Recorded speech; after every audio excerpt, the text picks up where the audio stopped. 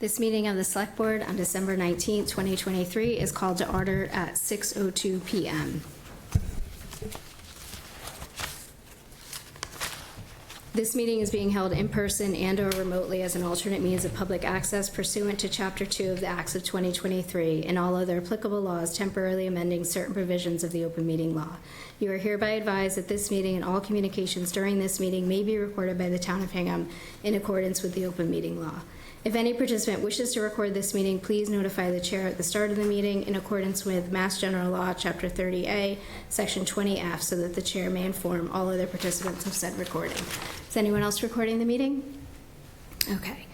For the record, participating this evening, myself, Liz Klein, Chair, Joe Fisher, and Bill Ramsey. If you're willing and able, please stand for the Pledge of Allegiance. I pledge allegiance to the flag of the United States of America and to the republic for which it stands, one nation, under God, indivisible, with liberty and justice for all. Thank you. Next on the agenda is approval of minutes. I'm ready. I'd make a motion to approve the minutes dated December 12th, 2023. Second. Roll call vote. Joe? Aye. Bill? Aye. And I'm an aye as well. Passes unanimously. Next on the agenda is to consider approval of the 8th Amendment of lease agreement to the original lease between the Town of Hingham and Vista Verde Court. Welcome. Thank you. Thanks for having us. The Eighth Amendment for the with Vista Verde is to extend by 60 days the option of the Vista Verde Corporation to extend the time frame that they could assign the contract and find a new vendor for a 5-year extension. That's strictly what this 60-day window for is, and simultaneously we'll be doing an RFP to prepare in the event that doesn't happen. Okay, excellent. It's pretty Thank you. straightforward. Okay. Joe, I know that you're the liaison for this. Do you want to add anything? Yes, so I know the Country Club Committee has really been active in managing the restaurant. Vista Verde has informed the committee that they do not intend to continue beyond December of next year. There is someone who is currently there who is interested in taking it over and having a smooth transition. We're not sure how that will pan out, and so really the purpose of this is to afford that person the opportunity to see if they can make a plan that would be acceptable to the town. And as noted, we will also be proceeding simultaneously with an RFP so that if in fact the person who's currently there, if it does not work out, we'll have the opportunity to move forward with somebody else. So it's really an effort to preserve the status quo to the extent we can, to make sure that the country club continues with its restaurant facility, that there's no gap, and also to make sure that we continue the great service that the country club committee has put forward to date. Yeah, obviously Vista Verde has been a great vendor for us, and to a great asset to the community. And, we look forward, hopefully we can get another vendor in there so we can have continuity of service after December 31st of 24. Yeah, and I would just add the current owners have made it clear that they intend to work to make sure that there's a smooth transition. Excellent. Do you want to add anything? I've said for years that it's important that that restaurant be managed by an organization that is run well and provides good service, because and Kevin and I have talked about this, there's definitive synergy between the golf course's success and the restaurant success. These two things go hand in glove, and we need to make sure that whatever we get in there long-term works as well as Elio and Frank have from Vista Verde. So we look forward to trying to ensure that happens. Hopefully it happens smoothly and in the short term with some folks that are there now, but if that doesn't work out, we need to make sure that it happens permanently. Excellent. Bill? I just want to express my thanks to Frank and Elio for the many years of great service at the restaurant. It's been a wonderful part of our community, and certainly wish them the best of luck going forward.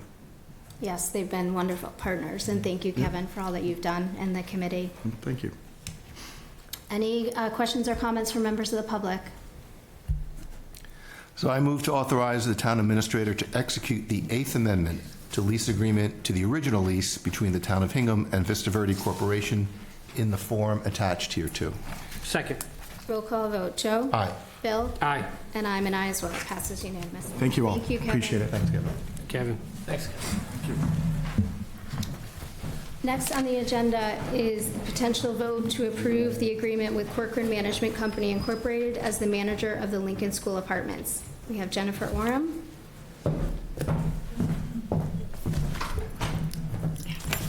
And Kathy, welcome. In case you need me. Good evening. We are here this evening for the essentially tri-annual renewal for Corcoran Management. The agreement expired October 1st. It's a continual one-year renewal for 3 years, and then we go out to best practices for an RFP, which we did.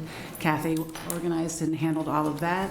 We received one bid, which was Corcoran Management. And last evening at the Board of Managers meeting, they voted to accept that bid and grant the management agreement to Corcoran. Okay. Excellent. Do you want to add anything, Kathy? No, just that we did do the request for proposals, and just one. I know they've been a good partner in the past. Yeah. Joe, do you have any questions or comments? Yeah, I wasn't clear. You said that the current agreement expired October 1st? That's correct. So under what agreement are they operating right now? Month to month. Okay, and then this new one would start as of January 1st? Correct. Yes. Okay. Bill? No questions other than to say I think Corcoran's been a good partner helping to manage the building, and glad to see we're going to extend the agreement.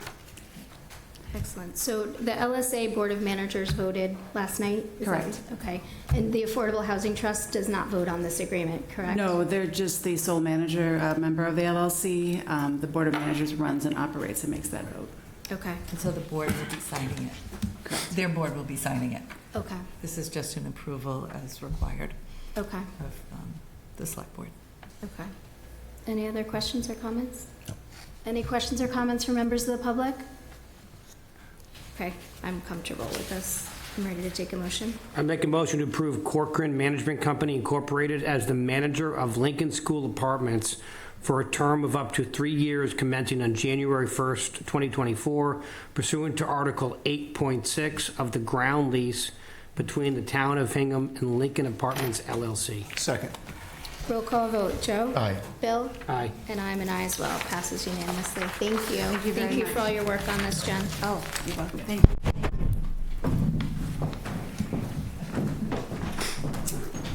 you. Next on the agenda is the discussion of the My Hingham app. Can we take it? Sure. Do you want to So- kick it off, Tom? And So we're rolling out this great new program called, that we refer to as My Hingham. Art gave a very thorough explanation of how this works, what it is, how it works, how people can access it. It's an app on your phone. You go into the App Store and download, just search for My Hingham and download the app, and there it is. It's a tool for people to be able to issue concerns they have in town. Whether it's a pothole that they want filled, or a tree trimmed, or another issue that they run across.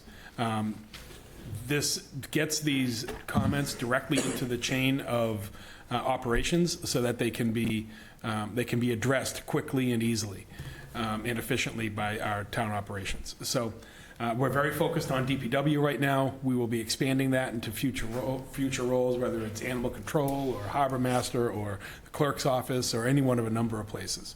But right now we're focused on DPW related operations. And again, Art did a great job of outlining what it looks like and how it works a couple weeks ago, but we did it under a report, which didn't give any of you an opportunity to ask questions and kind of dig in. So we wanted to make sure it got on an agenda so that you could all highlight it and tout it and ask me wonderful questions about it. excellent. Yes, and thank you, Art, for presenting it a couple of weeks ago. And I'm sorry, Liz, Art actually has some statistics about its great. use town-wide right now as well.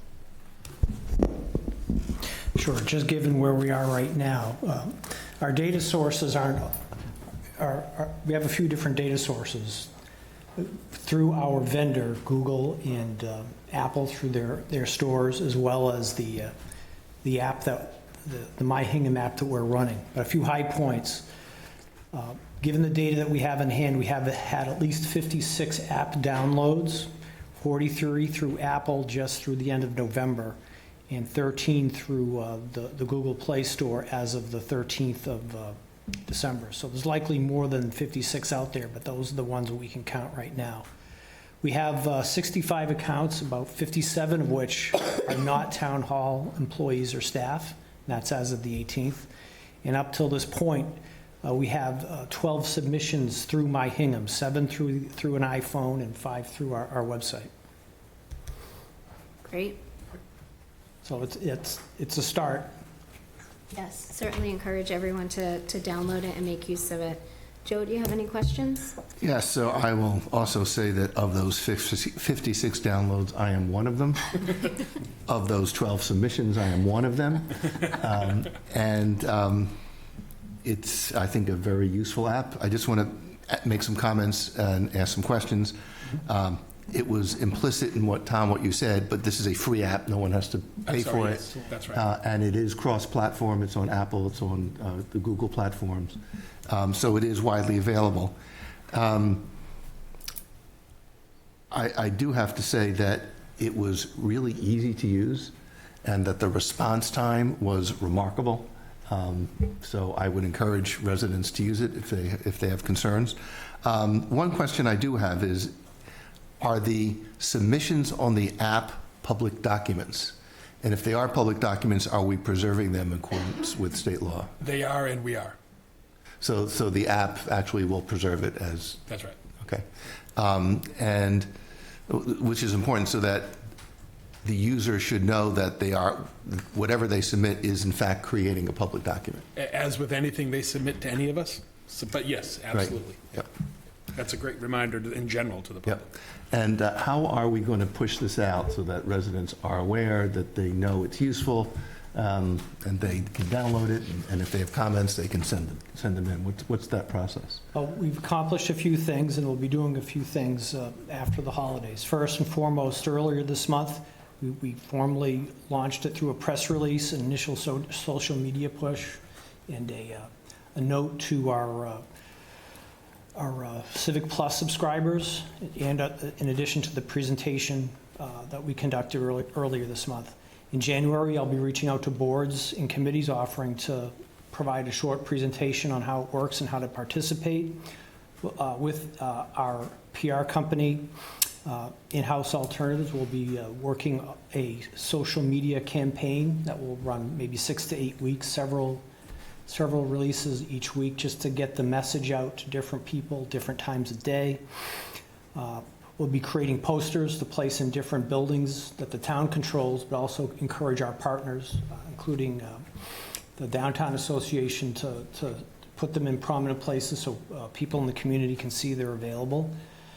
We're working with HMLP to do a direct mail, sending a bill insert to all account owners in their January mailing. And we're in conversations with Harbor Media to make a how-to video to put into their rotation, as well as to make it available on other platforms and formats to help people understand how to use it. So you mentioned HMLP. Will residents or users of HMLP be able to submit directly to them using the app, or is this just limited to town departments? Hadn't contemplated that. I could talk to Tom Morahan over there, the executive director, and see what he thinks. Some of that we have to talk to My Hingham and make sure that those specific issues get funneled to the HMLP operations and aren't funneled through the DPW, so we don't end up with any message loss. But we could possibly do it. I mean, the reason I ask is that the issue that I used the My Hingham app for, I went to DPW, and they said, oh, no, this is an HMLP issue. But then I couldn't use the app to resolve it there. Right. So I think it'd be helpful. And also, what about the Ware River water system? Is it contemplated this would be integrated with that? That is an anticipated growth, growing into that department. We've talked with Tierney, and he agrees that it makes sense. Great. Yep. Thank you. Excellent. Bill? So Joe mentioned he was a user. I'm also a user, so that reduced to 54 and 11 submissions. Well, the number is higher. I think both of you are part of the higher number, as am I. Yeah. So, but I did try it out, and I think it's great. I mean, it was really easy to use. So obviously, my inquiry to DPW was entitled test, but I got a response the next day, and then the ticket was closed 48 hours after that. So, I mean, very easy to use. HMLP, they do have information on their own website. Like you can report like a light out or some other issues, and they have a really great website, user-friendly too, and the follow-up is quick as well. You know, another newsletter, Art, would be the Center for Active Living newsletter. They do a monthly newsletter. You could add that too. That has a pretty wide readership, so that might be an avenue to get word out as well. I think it's great to have it. I'm looking forward to expanding it to the other departments, as Tom indicated. When it does expand and when this thing gets moving, what can residents expect for a response time? And are we setting expectations for, okay, you will receive a response within 24, 48 hours, and you can anticipate the issue being addressed within, I don't know, 72 hours. Are we able to do that yet, or does the app help to manage expectations? Yes, that is exactly the answer. That's what we're striving for. The question becomes a semantics one, is what does addressed mean? What does resolved mean? So some issues are far more complicated than others. I got a pothole in front of my house. We can get a truck out there and coal patch it, and it's done in a day. Other issues are my road needs to be repaved. When are you going to get to it? That takes, potentially needs to be put on the road schedule. That could take years to resolve, right? So the complexity of the type of issues that we get brought to us, I think, play into a little bit of that. But there needs to be, what I love about this is an immediate response, an immediate status update following that response of where it sits in the operational queue. And that's, to me, that's the most important piece. And if their issue is in the operational queue too long, they have the ability to see it, to track it, and to report back to us, why is this still taking so long? So I think it will facilitate communications in a way that we've never had before. I think that's the real power of it. I did like the update. I mean, even on the test, exactly. It gave me an update, That's like right. I think the morning of the next day, saying, okay, your request is being processed by DPW or something like that. So it was, the app itself was showing responsiveness to the, obviously it was attached to the concern I expressed, which is great. So yeah, I think the big thing we need to do is just continue to use avenues to get word out so our residents know this exists, Exactly. and to encourage folks going forward to use this to address any concerns they have with issues around town. And to expand when it's reasonable to do so, and relatively quickly, not to let that drag out for years either. So we're on that too. Yeah, absolutely. Great. Excellent. Well, thank you for everybody's efforts to get this rolled out quickly. I do think it will help with communications and just make us more efficient. So thrilled to see this. Are there any questions or comments from members of the public? Anyone have a chance to download it and use it? All right. Excellent. Thank you, Tom. Thank you, Art. All right, next on the agenda is update on status of new Center for Active Living, which is formerly known as the Senior Center. I don't see Tom Carey. Yeah, he's up there there. he is. I see him. Oh, there he is. Hello. I just didn't want to jump the gun. Yes, thank you. So would you like me to cue it up, or? Sure.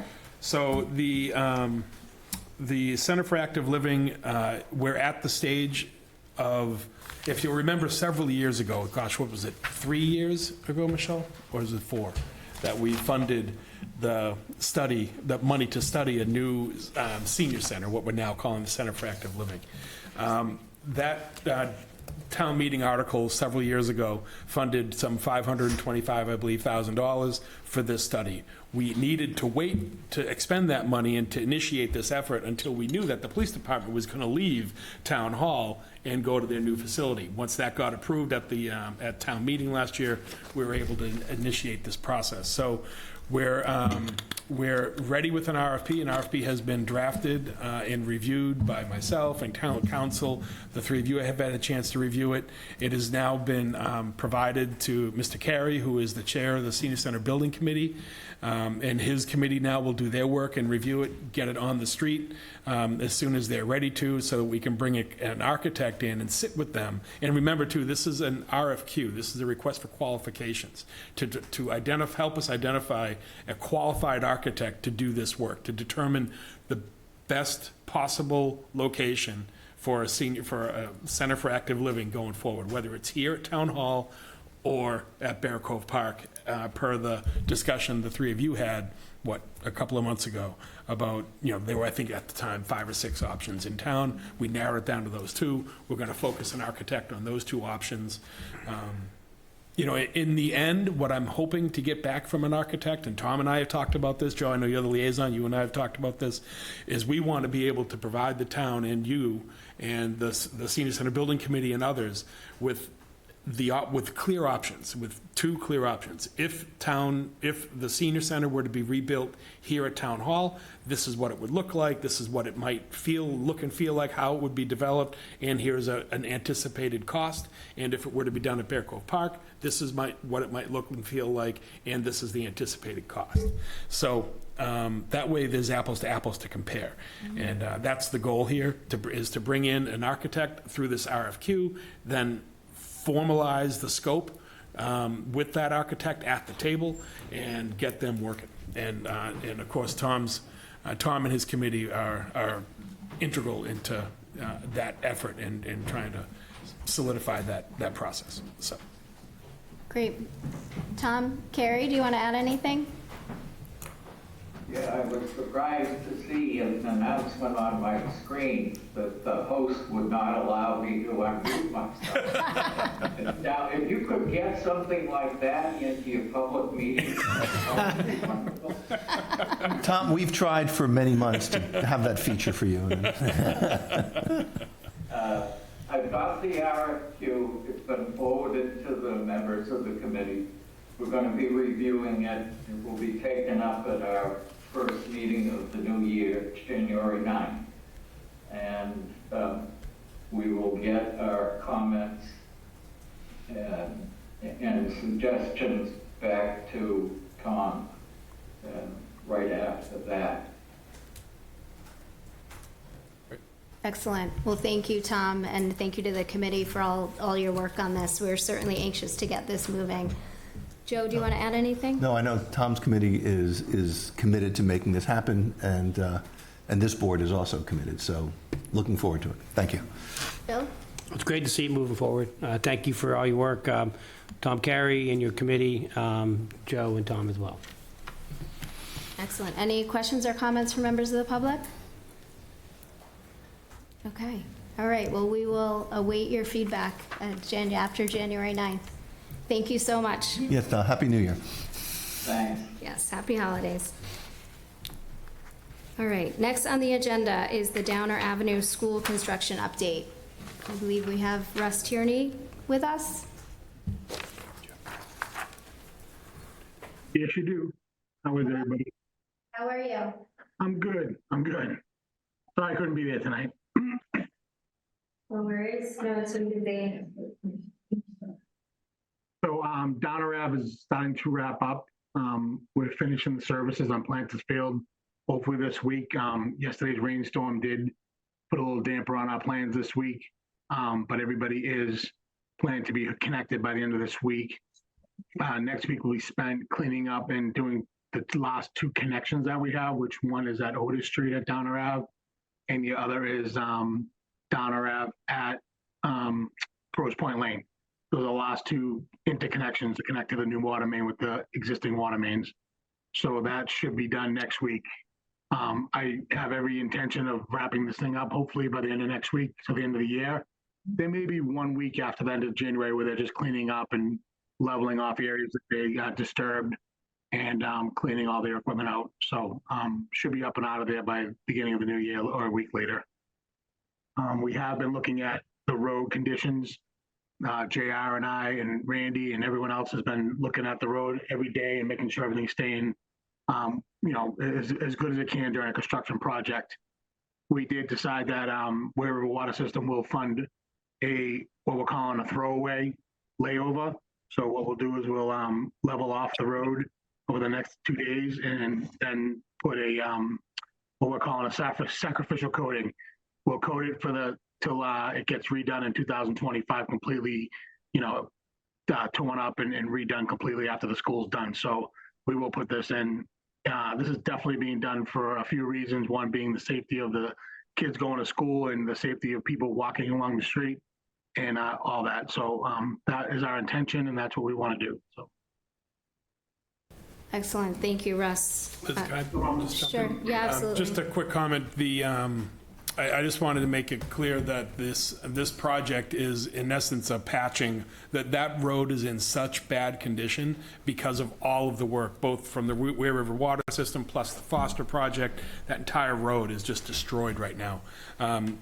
A series of patchworks just wouldn't make sense. It really only makes sense for our plowing operations and for safety of people on there to do a road width wide patch for a length of period. And that's what Russ is going to be able to fund because of the level of effort involved. It was significant. If anyone's not been down there, it's a significant effort. So Yes. Yep. it needs to be done. Yes, I think in our effort to be efficient and do all of this, the water main work and the school construction work at the same time, it has resulted in a rough road for sure. We've seen it ourselves and we've heard from citizens, so thank you for being so responsive, Russ. I think it's important for a safety perspective in the short term and also looking ahead to the winter and plowing and just making it a usable road in this next year or so.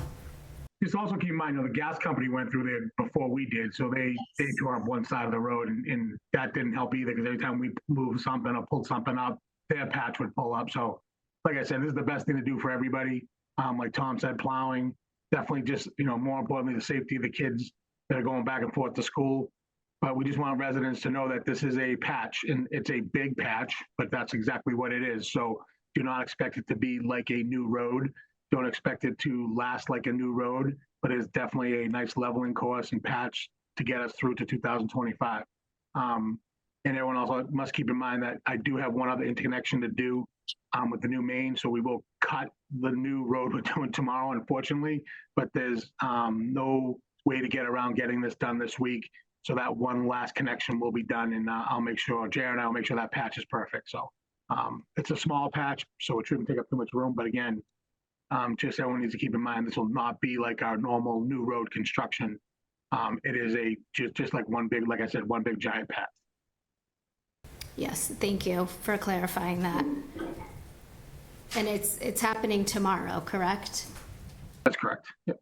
Okay, and I think I saw a note that the paving will not occur during the school drop-off and pickup times.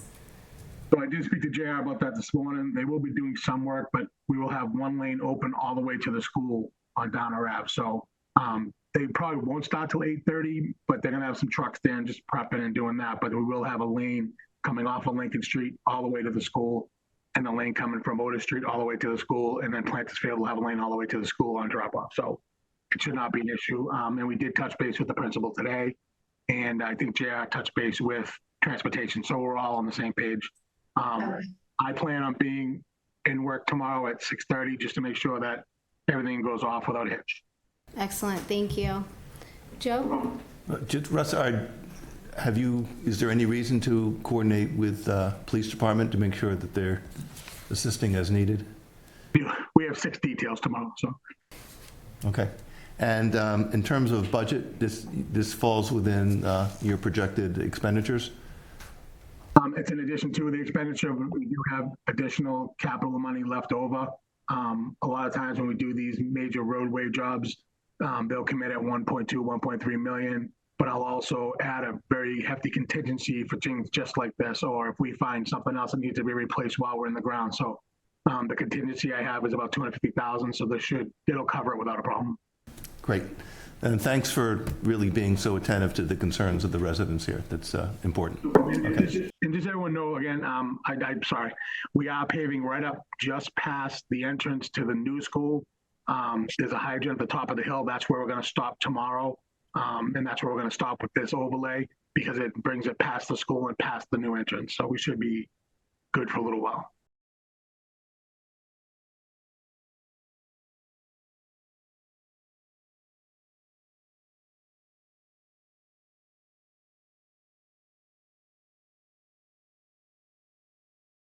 No, not at this time, Bill, but it's about number 72 Downer Ave, right at the crest of the hill. Okay. You mentioned Plantersfield Lane, too. Is that going to be paved at all, or just Downer? Oh, Plantersfield held up pretty good in the water main installation. That side is pretty good. I mean, once they got all their patches in, but we'll make sure that's all patched up nice for the winter, and then we'll revisit in the spring and see what it looks like, and then make a decision from there. But we don't have any intention of doing this kind of patch. Like I said, the big reason for this patch of Downer Ave is the safety of people using the street and the safety of the kids at the school and the buses and everything else. So that's not a lot of bounce. And again, our DPW that has to plow that all the time. So. Russ, a couple of residents contacted me today, and they asked me, why not do it next week? Kids aren't in school. A lot of people are out of town. It's my understanding that the costs increase a decent amount next week. Is that correct? Correct. The increase would be 30%. Starting this Friday, asphalt mix goes up 30%. It's called winter mix. We tried our hardest to convince them to not charge us that, but we got shut down by the contractor. So we need to get it done this week, or we're going to add about $30,000 to this project, and we don't want to do that. Great. Well, I know that normally we don't do the town does not do patchwork as extensive as this during the winter months for reasons being that it doesn't last. It's bad for the pavement being put down. But I do think an exception here is without a doubt warranted. I'm picking my children up at Foster a couple days a week, and that road is absolutely a disaster. And I've heard a lot about it from Crow Point residents. So I'm glad we're doing something about it. So Russ, I appreciate you taking the initiative here, and also appreciate all your leadership on this project. I know the work in Crow Point has been extremely extensive from last summer to today, and you've done a great job kind of shepherding the projects over there, and thank you for your leadership. Just so you know, Bill, we did have a resident recommend that we all drive our personal vehicles over it, so I did. I did too. Yeah, a couple of times. I drove my personal vehicle over it, and my wife looked over at me and said, "Randy needs to do something with this road." And I just started chuckling. And I go, "Randy, your husband has to do something with this road." So she was the final say, I guess, on this whole thing. But she did say that when I brought her up there. So. Yeah, when one of my trips over to Foster, my son said to me, "Dad, I think you need a Humvee to get over this road." I'm like, "Yeah, I think I do." So thank you. No problem at all. Thank you, Russ. Any questions or comments from members of the public?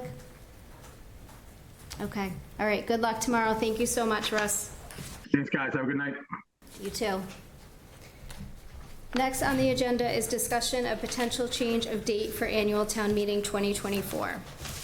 Tom, do you want to walk us through this? Sure. So a number of residents notified us about a month or so ago that the planned dates for a town meeting this year, which are April 22nd. April 22nd. 22nd, and potentially with a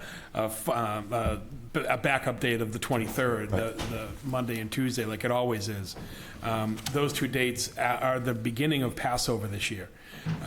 So that's problematic for a number of people in town, and there was discussion as to whether or not that could be moved to Wednesday. A town meeting could be moved this year from the Monday, Tuesday to the Wednesday, Thursday, which is still in front of, and importantly in front of, the election on Saturday.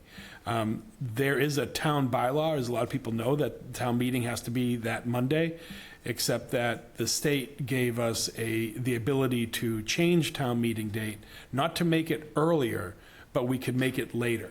And That was a holdover from some COVID regulations that were provided by the state, but they are still active and in place.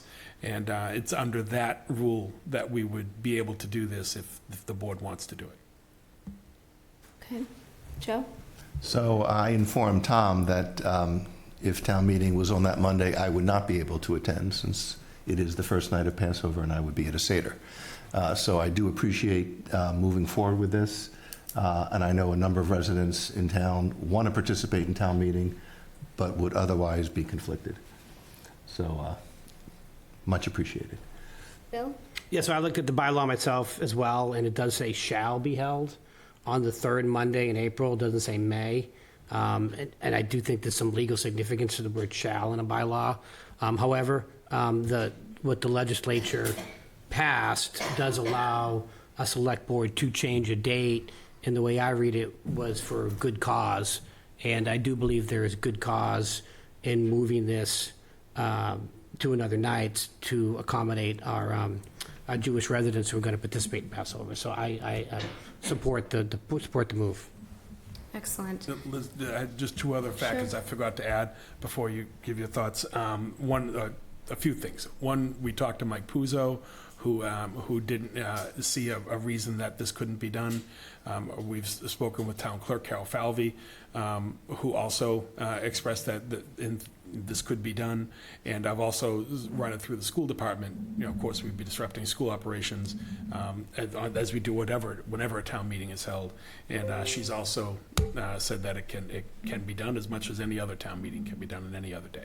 So, Great. Yes, thank So, you. Yes, thank you for If mentioning. I can just add another question, does this result in any increased costs to the town? No.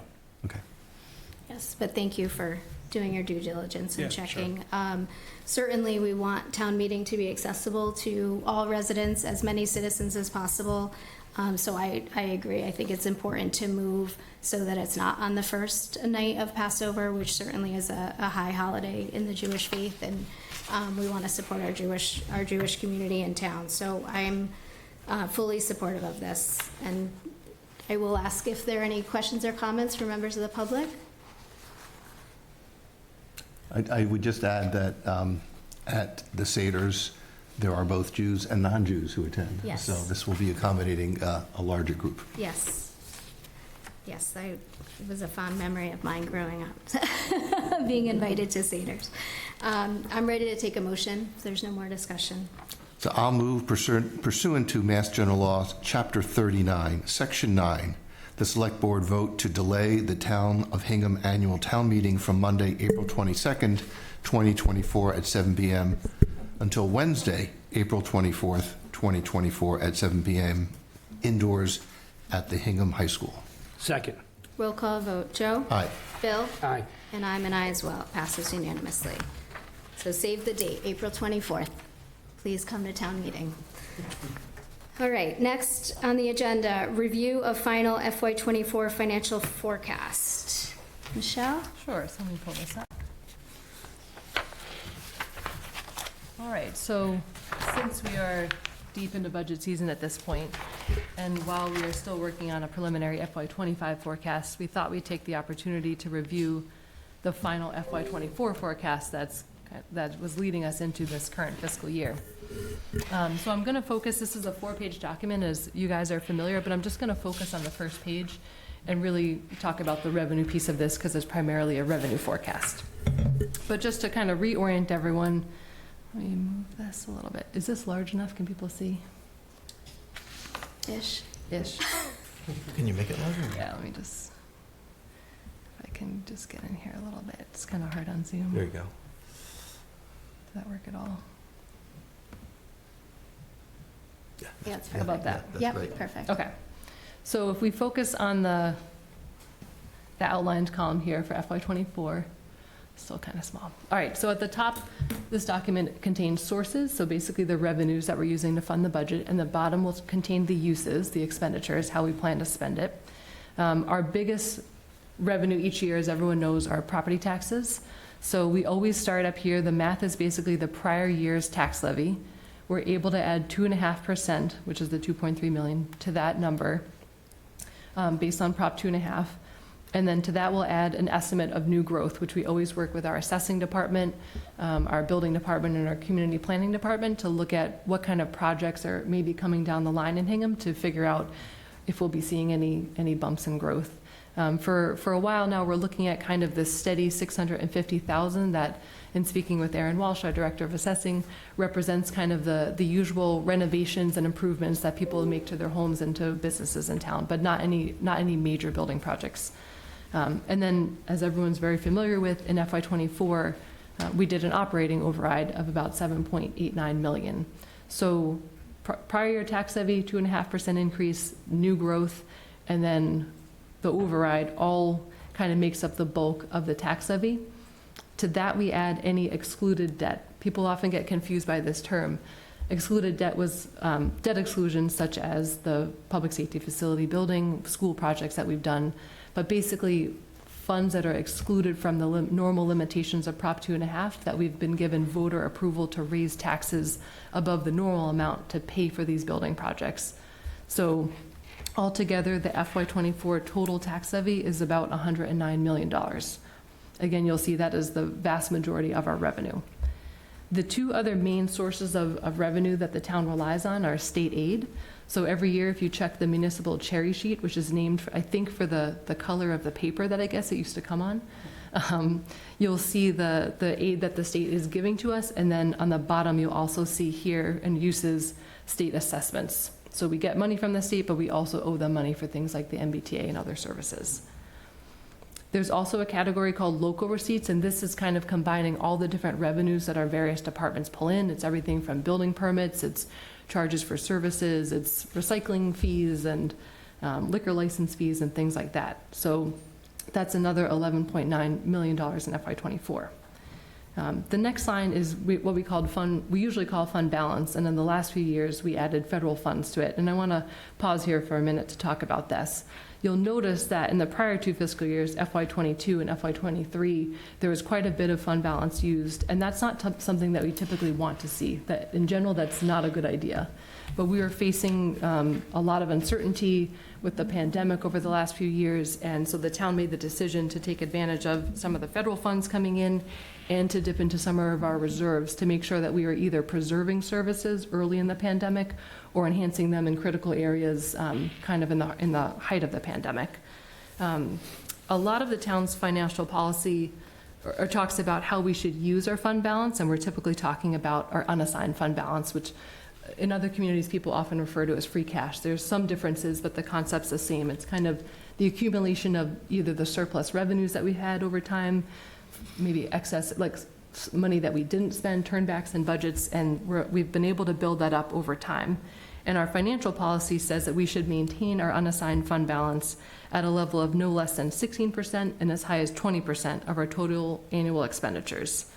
When our unassigned fund balance exceeds 20%, our financial policy recommends that the advisory committee consider recommending that town meeting apply such amounts over the 20% to items such as unfunded long-term liabilities, long-term and non-recurring capital expenditures, retirement of debt, targeted tax relief, including but not limited to a transfer of some portion of excess to a tax mitigation stabilization fund or a capital stabilization fund, which we just created earlier this year.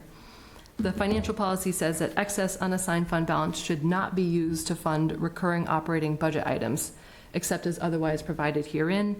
And the town had added, the advisory committee had added some language around COVID that kind of let us use unassigned fund balance in emergency circumstances, which impact the town's operation and resources.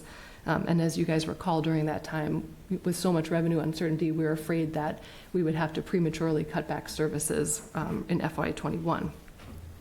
I do want to point out that we're not alone in how we use our unassigned fund balance. The state actually has guidance from the Department of Revenue about how communities should think about these reserves. So they say it is important that communities maintain financial flexibility to ensure that they're in a position to react and respond to financial challenges without incurring significant financial stress. In all cases, reserves should be used to fund unanticipated or one-time costs, rather than to regularly fund operating expenses unless provisions are made to replenish the reserves. The state says, we recommend that as much as practicable, communities limit their use of free cash, or for us, unassigned fund balance, to funding one-time expenditures such as capital projects, snow and ice deficits, or emergencies, or use it to fund other reserves, which we've also seen the town do in the last couple of years. We moved $1 million into our new tax mitigation stabilization fund to set that aside to help us get through a few years till the next override. We set aside $7 million in a different stabilization fund in the fall to offset the tax impact of the public safety facility and foster projects. So we are certainly following the guidance in the state in how we've been using this so far. The state also recommends that a community's financial policy establish target balances for annual free cash and other stabilization funds, either as a total dollar amount or as a percentage of the annual budget, and set limitations on the use of free cash designed to gradually reach and sustain those target balances over time. So as I mentioned, we've set our target as between 16 and 20%. I know in the past the town has dipped well below that, which kind of put us on notice with the rating agencies, and we want to make sure that we're keeping healthy reserves in part to preserve our AAA credit rating, which helps us access the markets sometimes when other communities cannot, and helps us borrow money to fund our capital projects at the best possible rates. We often think about our unassigned fund balance as our rainy day fund. I think decided in COVID that it was raining, pouring, and we needed to use some of it. We had a whole financial management plan in FY21 when we didn't know if people would be able to pay their tax bills. The state was projecting that their revenue was going to be down 19%, so we didn't know what we'd be getting from them. And I think that was the first time, at least in my tenure here, that we really looked at kind of dipping into fund balance to keep ourselves whole while we waited out that storm to see how revenue would start coming in. And then obviously over the last few years with COVID, we added many positions to the budget, especially to respond to the critical situation in the schools and in other areas. And then because those were recurring expenses that we were using one-time money for, we came to the point early this spring where the town had to decide, do we want to keep these positions by matching the recurring expenses with the recurring revenue through an override to make sure that we could actually sustain those expenses and positions over the longer term. So in general, we're always trying to match those two things. If it's a recurring expense, you want recurring revenue coming in to pay for it. The same way as you pay your monthly rent bill from your weekly or monthly paycheck, as opposed to dipping into your savings, because that quickly will go down over time, but those bills keep coming. So you want to make sure you have something to pay for it. That was a long digression, but I just wanted to point that piece of it out. So you see a smaller amount here for FY24, which primarily represents actually funds that we put towards the capital budget. One of those was part of that $654,000 was to purchase an ambulance. And the other piece was related to opioid funds, which is a new source of funds that we'll be using in our health department. All right, so the next three items on this list, the South Shore Country Club, the Ware River Water System, and Sewer, these are self-supporting departments. So in some ways, for the forecast purposes, we don't really care what those numbers are because the revenue on the top will match the expenditures on the bottom. Those are funded through ratepayers, so they always support their own operations. Then we have a few other sources. So HMLP pays us a payment in lieu of taxes every year, estimated at $500,000. We have a stabilization fund, the first one that the town has, that is some old bond premium from school projects that's used to offset the tax impact of paying off those school projects. As another quick digression, we created 3 new stabilization funds over the last year. And when we update this forecast for FY25, we'll have separate lines for those, just so it's very clear how we're planning to use those over the next 5 years. So you'll see the tax mitigation stabilization fund there. You'll see the capital stabilization fund as we try to augment the capital budget, which is being fed by our auction proceeds from old capital, so turning that into new capital. And then one stabilization fund with a really long and inconvenient name that's basically for offsetting the tax impact of foster and public safety that we'll be putting to use in 25 through 28 to lower people's tax impact on that. The last couple, yeah, I feel like I'm throwing a lot at you. No. The last few here on the sources and the revenues is excess overlay.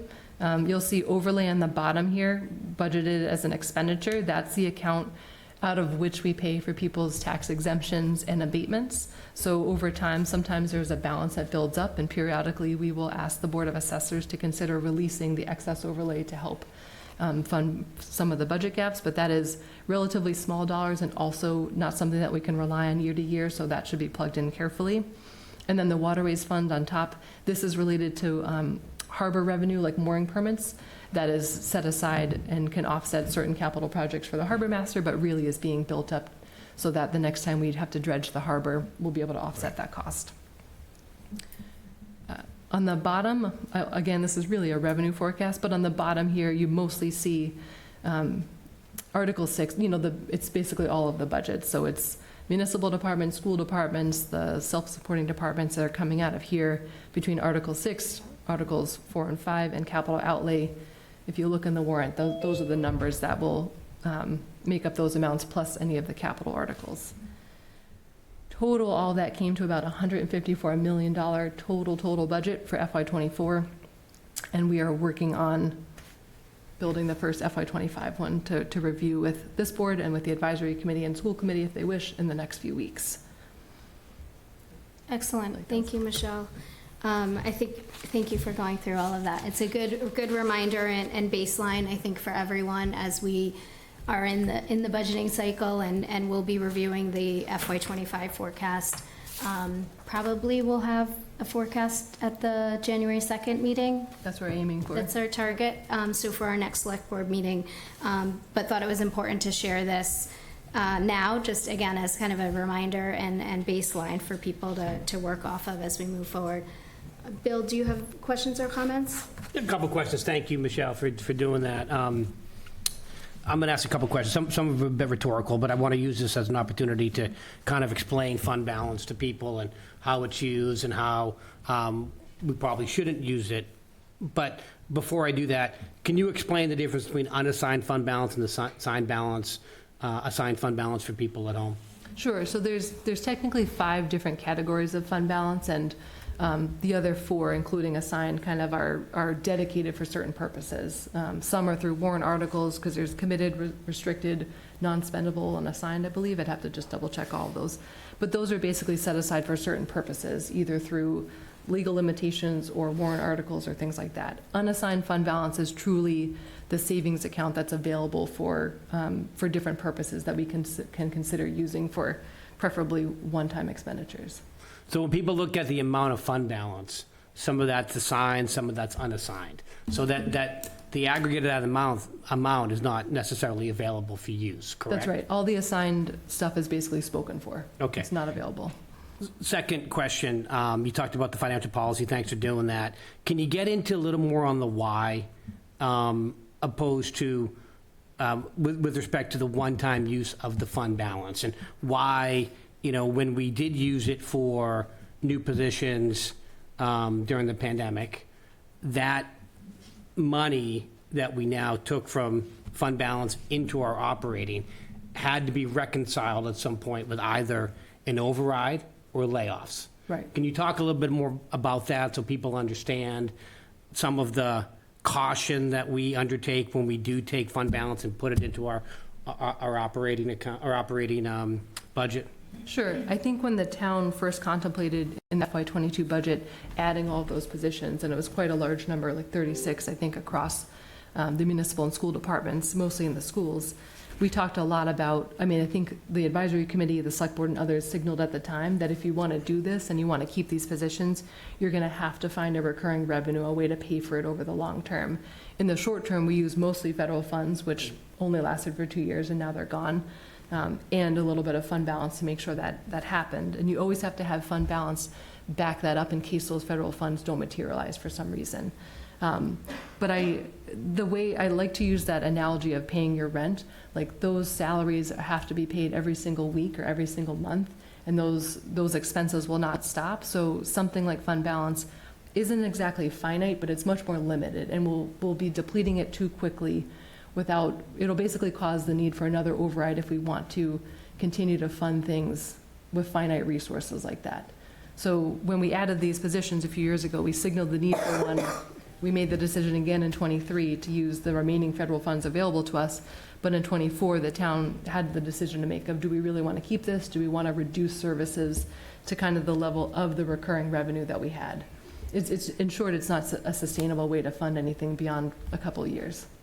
Great, thank you. Joe? Yeah, so, just to be clear, when we went with the override, that is not a one-time funding. The override is with the town year after year. And so that's why it was appropriate to match recurring expenses with the override. That's right.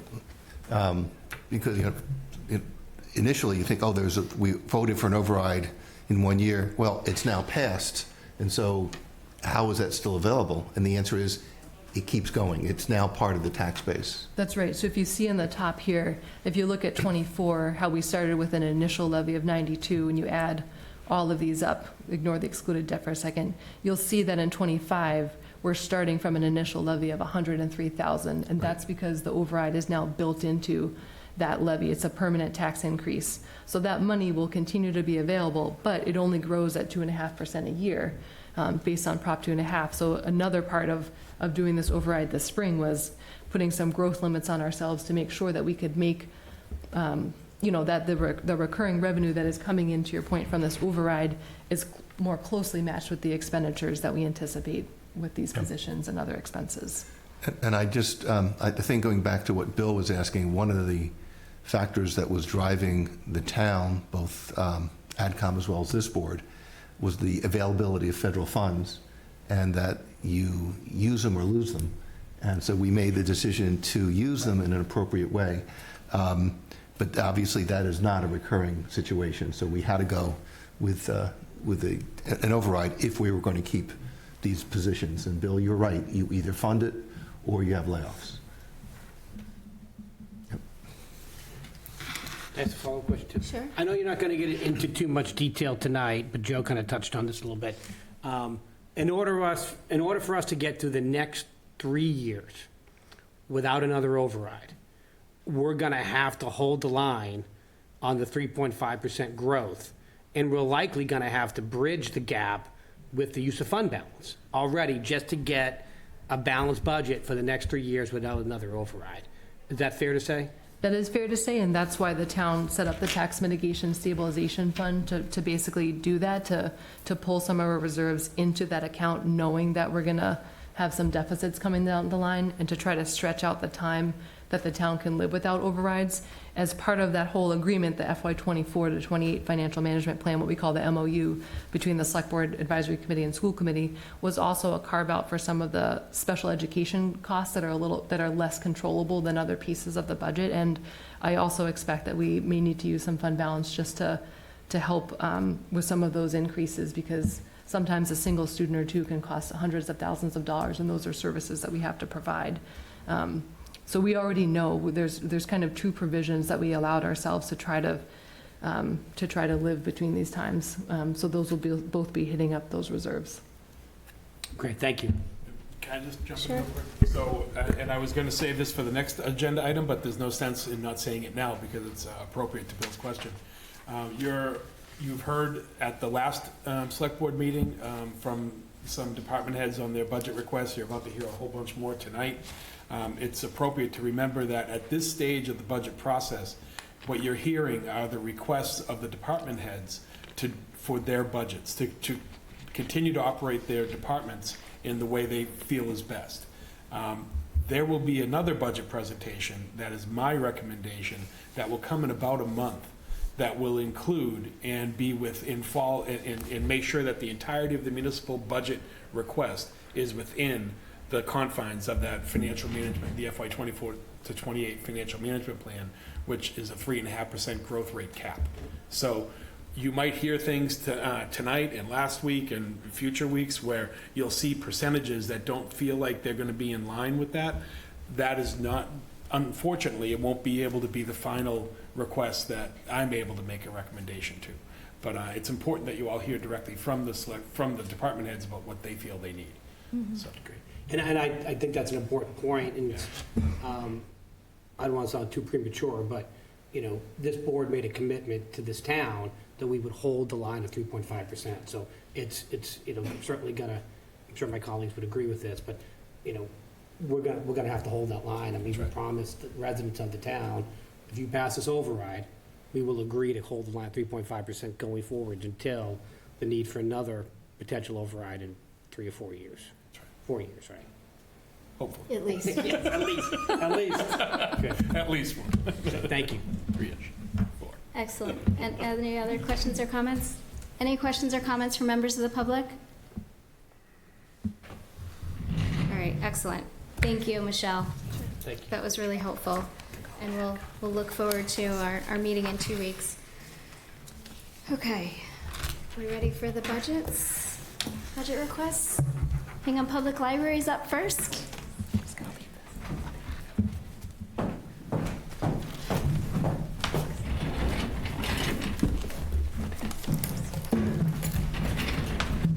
Hi. Hi, everyone. Thanks for Welcome. hearing us tonight. Yes, thank you. I'm Linda Stone, the director of the library. This is David Mahegan, one of the trustees of the library, former chair of the board. Now I'm just an opinionated backbencher. Not at all. Not at all. So what we have in front of us is our new budget software. Thank you for wherever Michelle just went. So I'll go over what you're seeing on the screen here. So those of you who know the library know that we serve everybody in town. So the wonderful thing about asking for funding is it's not for just a few, it is for everybody, from babies to children to teens to adults to anyone who comes through our doors. So we do a lot with what we are given, and we serve a great number of the public. So just to go over a little bit of our mission and services. So some of the things we do are we provide physical and digital materials and services, and they contribute to people's personal enrichment, enjoyment, educational endeavors. We try to nurture personal growth, stimulate intellectual curiosity, and, one of the most important things is encourage lifelong learning and give people the ability to engage in that. We encourage early childhood literacy. We enable individuals of all ages to explore their community and the world through cultural, artistic, historical, and informational programs and displays. For those of you who have been to the library, we have some amazing programs to come to. Check out our calendar. Always something going on. We provide service on equal terms to all individuals in the community, and we work towards the development of the individual as a citizen. We provide open, accessible, and a collaborative environment supportive of equity, diversity, and inclusion. We're a community center and destination where residents of all ages can meet to exchange ideas, discuss issues, and enjoy a nonpartisan atmosphere. And we also offer a diverse collection of print, media, and electronic materials that meet patrons' recreational and educational needs and interests. We have popular titles, literary classics. We provide all kinds of formats. So just for those of you who haven't been through our doors lately, besides the books when people usually associate with the library, we have movies, we have music, we have databases, we have technology you can borrow, we have people to teach you how to use it, we have ebooks online, we have downloadable audiobooks. We just have so much at the library to offer for so many people, and it's all for free. So please take advantage of it. Next slide. Our organizational chart. So the library is run by a board of trustees. Right now there's 18, I believe, trustees serving on the board. I report to the board, and under me we have a number of professional librarians. We have just read through the whole thing? Is that what we do, Tom? You want me to go through the whole chart? You don't have to go through every line, just highlight it. You run the show, you got some key staff. Because I can go through everything, but Yeah. we have a number of different employees. So we have professional reference librarians who are there to help patrons do research, use the databases, besides historical research, ancestry research, things like that. We have children's librarians who will put on the story times, do the children's programming.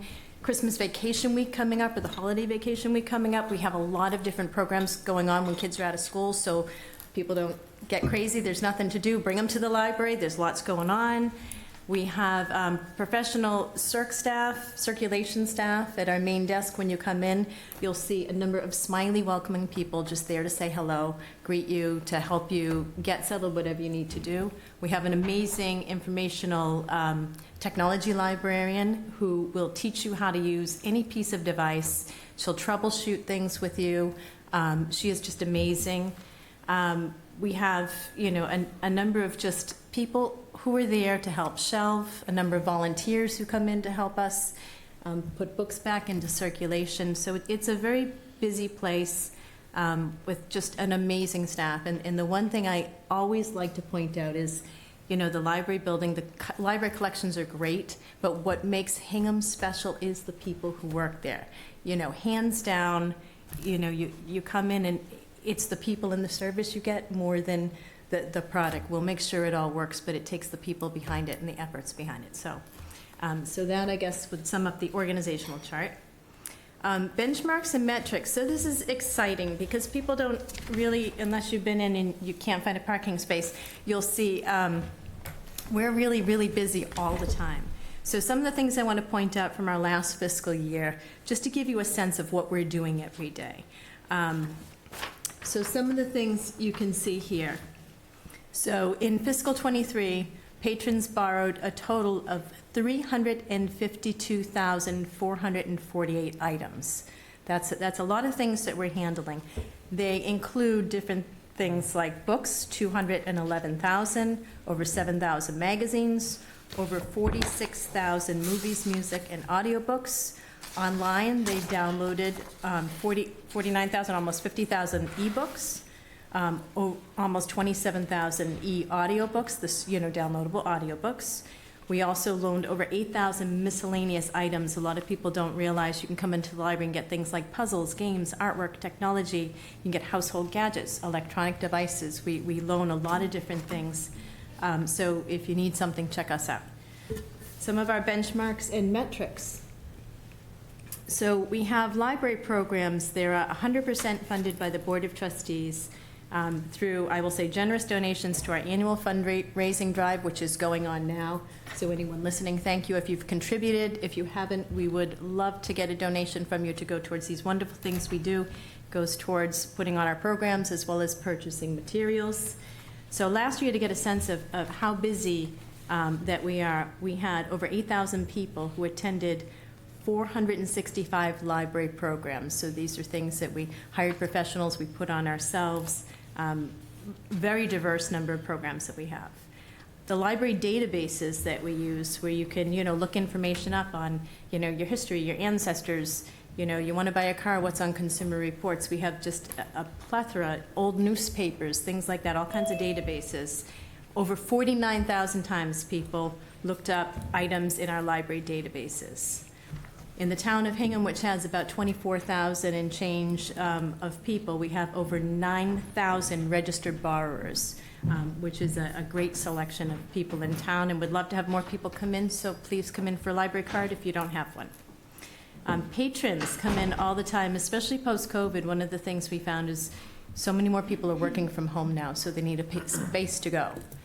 So we find a lot more people are coming to the library. So besides the physical space getting more use and more occupied, we also are finding people are connecting to the wireless internet because they come in with a laptop. If they don't, they can use our computers. We have those too. But on our wireless internet, we had over 115,000 connections just last year alone. Our physical computers were used over 9,000 times. So it is a place not only for, your nice book to read in a corner, but also your latest technology needs. Also, we have a service interlibrary loan where we can send and receive items through delivery to other libraries. So if we don't have a book, we're going to get you the book. We had over 42,000 items transferred between libraries to our interlibrary loan service. Our key initiatives, so these were identified in the last 5-year long-range plan that we did for the library, which was fiscal 22 to 26. We have 5 goals that have come out of that process. So our key initiatives and main goals through 2026 have been identified as, number 1, improvement of our physical spaces. As I mentioned, the library is used more than ever now, so that's something we keep an eye on. Number 2 is expansion of communication and marketing. We're trying to do a lot with social media, with our newsletters, get, the word out of all these great things we do so people can take advantage of it. Number 3, growth as a community resource. We want people in the community to come to the library. We can help you with all your needs. It's a great place to gather, meet friends, do your work. We basically do it all. Number 4, enhancement of collections. Over time, in the last 100 years, libraries have changed a lot. It's not just about books, it's about a lot more. It's not even just about technology, it's about teaching people how to use it. So the educational component of what we do has increased by, just unbelievable. Even in the past, over 20 years that I've been at the library, it's changed a lot. We're changing, we're evolving. The things we do to help people access information, understand information, find information. I mean, it's an informational world, and the library and the librarians are really at the heart of it. The last one is the development of funding sources. So the trustees do a lot to contribute funding towards all the programming and the materials, different ways to support the library. So we're always looking for different things, special events. We had a Beyond the Books event last year that was very successful. A lot of work, but really it was a wonderful time. We're also doing our annual fundraiser, so we're always on the lookout for additional funding sources. So next, our total budget that we're going to request for this year is $2,308,338. I see the new ClearGov gives us all these charts, fancy charts with actual and budgeted, just to give you a sense. The last couple of years look pretty consistent. We'll get to that when we go over the budget. I'm assuming 2017 spiked. I'm assuming that has capital in it, and that was our roofing project. The capital is skewing all of these bars. I was going to say, so that this is not No, really. So you that's can right. keep going through that. Exactly. The next set of charts is a little bit more useful. Next set of chart, yes. So you'll see our personnel services are about 80%, and our expenses are about 20% of our budget. That's pretty accurate throughout time. I think that breakdown serves what we don't see here is, the trustees' contribution towards those expenses. So we actually spend a little more than what you're seeing. The personnel side on the town, that's the accurate number here, where there's no offset. And I will say again, because the library is not just a space and stuff, it's the people and it's the education, that's really the money well spent right there. Next, budgeted and historical by expense type. Oh, this is you can see on this one, this is more helpful, the capital. Yeah, exactly. The expenses, the personnel. And fiscal 25 obviously has no capital yet because we're not there yet. That's right. Okay. It's a nice budgeting software. So now the breakdown. Instead of going line by line, is it better I just highlight? You can just highlight and just summarize. Okay. So if you have any questions, we'll get down into the details. So obviously personnel and expenses. So on the personnel side, we have our normal operating costs. I will point out two things. One, this is a 52.2 week, where last time it was 52.0, so everything's a little higher because it's a couple extra days people have to get paid. The other thing this does not include Article 4, so any potential cost of living increases that's voted at town meeting, these numbers are not included. But also important to note is that the library's union contract needs to be renegotiated. It ends in '24. Those negotiations have not started, so all these are budgeted at the current rates without any COLAs because we don't have them yet. So just to note. So that said, the preliminary requests on personnel come to $1,834,345, which is a 1.6 increase from some minor increases plus that extra 0.2. On the expenses side, we tried as much as possible to kind of flatline. The library, we all know we're under constraints for the town. I would like to think we treat the money like our own and don't spend it if we don't have to. So we try to be very careful about our spending and very conservative in our spending. So what you'll see here is a lot of zeros, because we thought, well, if we can make do with what we have, we're going to try to do that. There are some things that pop up out of our control. So some of the things I'm going to point out, electric and gas, for example. You'll see those are up 18%, up 48%. Those are rates that we have no control over. Apparently, there was some, everybody here who has a building, you're going to see the same increases, unfortunately. So those are, we couldn't flatline those even if we wanted to. Besides that, we have some modest increases. Computer supplies, just because things are costing more, but when you see a 3.3 increase, you know, that's really just a $200 increase. So, you know, kind of look at the dollar figures for what we do. Books and periodicals, that's up 15%. And for those of you who have heard me speak about this before, you know we receive state aid, but we do have a materials expenditure requirement. Based on that formula, this delta, this change comes out to a 15% increase, which is probably about common.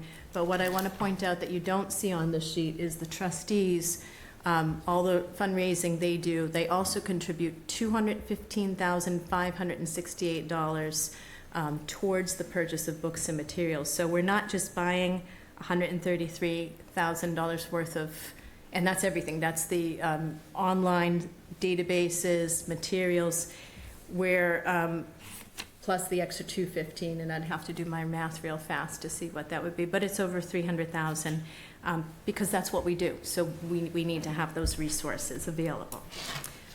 The other thing you'll see on here, there's an increase. This shows a 38.9% increase to auditing services.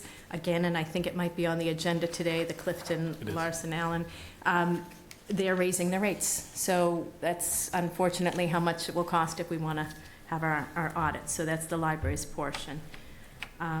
Computer service agreements, that's also gone up about 8.6%. Again, that's only a $300 delta, but that's for the different programs that we run for, you know, our wireless printing, our microfiche services, so the different computer things that we need to keep up and running.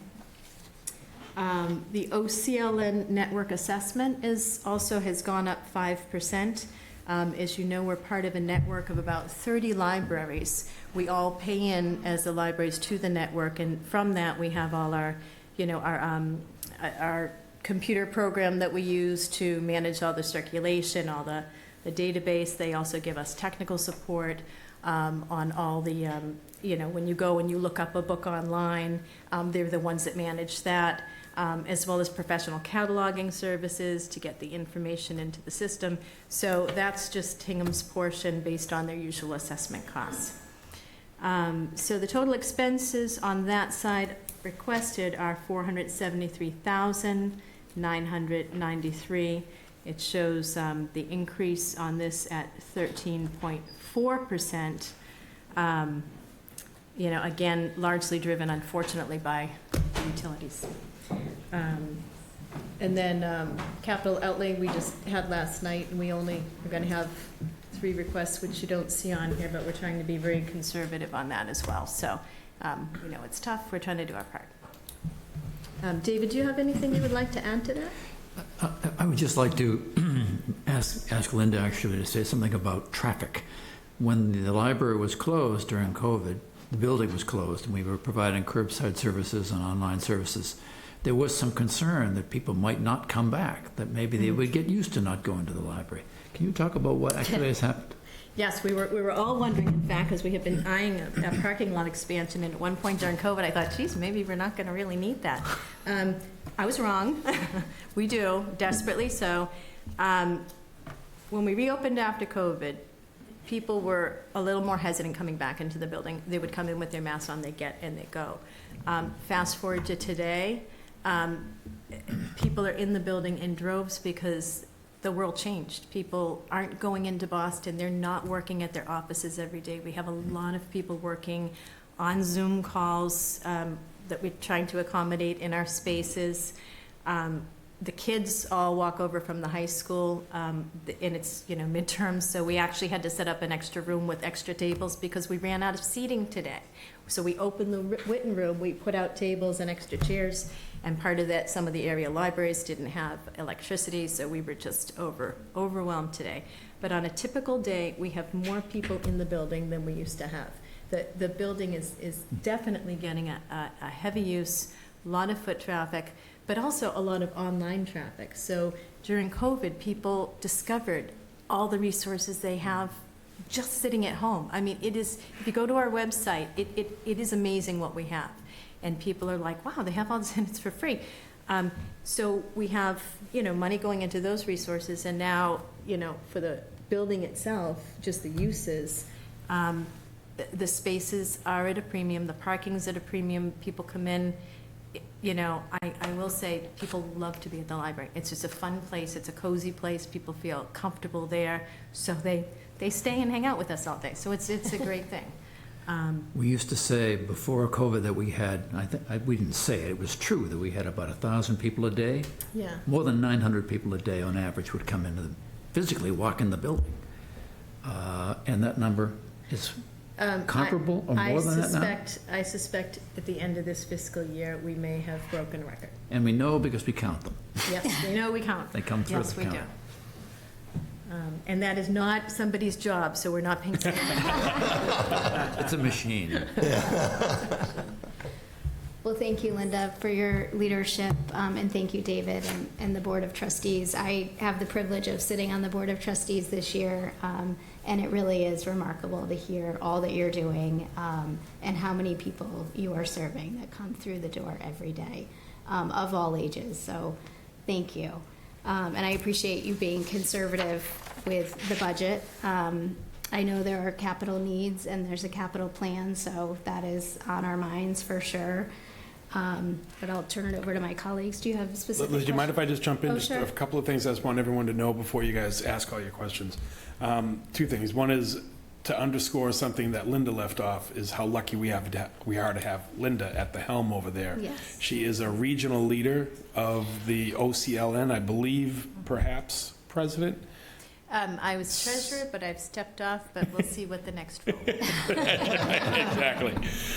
She's helping to run, helping other towns' libraries figure out how to run themselves because she's so good at it. We're extremely lucky to have her here. And she's absolutely right. She does treat this budget every year like it's her own. She comes in, and I never have to worry about squeezing Linda's ability or budgets to back down into reality because she's already done it. So she's an exceptional department head. So thank you, Linda. Thank you, The other thing I'd note is, to the extent people are happy at the library, I hope that's true because we sent a bunch of people there today because in case they were out there, put the power out, they can go charge up their devices and the like. So that is, They came. They came. That's great. Taking them in, yes. And the last note is, thank God you have a technology person over there now, because I recently, for the first time, went to a library. I went to the BPL for some research I was trying to do, and it turns out that they don't use the Dewey Decimal System anymore, which is the last time I tried to get something out of a library. So I had no idea what I was doing until I got a hold of that technology library. It's very different, Linda. You're absolutely right. Yes, there is, yes. No more card catalogs. Oh, yes, the card. I started when they were still in existence. Right, exactly. Anyway. Joe? So a couple comments and questions. First, I think you understated the service you provide to the senior community as well as to the schools. I don't know if you want to elaborate any more, because I know that it's not the senior center anymore, but I'll call it they really rely on what's available at the library, and I know there are joint programs. If you could just talk about that a little bit. Sure. So for the senior community, we have a number of things. So one of the things I'll highlight that I'm glad you brought up, because we do have a home delivery service run by 100% by volunteers. So, and they're just amazing people in town who are looking to give back and help their neighbors. So if there's somebody, and not just seniors, but oftentimes it is seniors, but Someone who can't get out, they have mobility issues, something prevents them from coming to the library, but they would like physical resources. They can call the library, we'll get information from them, a volunteer will call back, and they'll arrange to pick out the resources, drive them to the home, drop them off, pick them up when they're done. It is a wonderful, wonderful resource. We also have large print books for people, who have, visual problems. They need the larger print to read. Some of the online resources now, you can change the font online as well, which is really helpful. So we do have services that kind of cover, as people age, different issues. The other thing, and the same with the, I guess it's Center for Active Living now. Yes. Just having a place for people to get together, having programs that, people are interested in. We had this recent, World War II program, not just for seniors, but that it really appeals to certain, certain demographics, certain ages, that was just a wonderful. The room was packed. People have a reason to get together, be together, learn something together. We have a puzzle table. People will just be sitting and doing a puzzle together. So it is a really wonderful thing, and it's a number of we have volunteers of all ages, but we also have a number of retirees who are volunteering. So, looking to get out in the community, something to do. So it's a place to go. It's people to be around. It's things to do. We keep people engaged all the time. So thank you for asking. That is definitely something we do. And then your second, going on that, I forgot your second part to that. Schools. Schools, thank you. And schools, right, because of the proximity, we have a lot of high schoolers come over. We also have a bus that comes and drops kids off from the middle school. We have a teen librarian. We have two public schools within walking distance of the library. Just one of the great things about where the library is. Mm-hmm. Right. Yep. So we do. And they do walk there. They do appear. They sure do, and they stay, which is wonderful. And school has changed in how they work. There's a lot of group project. There's a lot of talking. There's a lot of teens, and it's not just kids hanging out, not working. They're working. They're engaging. It's really exciting to see. They're not just, and there are people who just need to sit and study, but then there's also groups or two people working together, and they're trying to figure something out. So it's when you think about the spaces of the library, having the spaces where you can have quiet, and then the spaces where you can work, and navigating that different times a day. But after school into the evening, we have a lot of students in the building, both in the children teen section and the adult section. So we're always trying to help them accomplish whatever they need to do. But yeah, I love to see that kids are using the library. And the one thing I'll say as a little aside to that, people don't realize, people think kids just want to get on their devices. They just want e-books. What do they need books for and all that?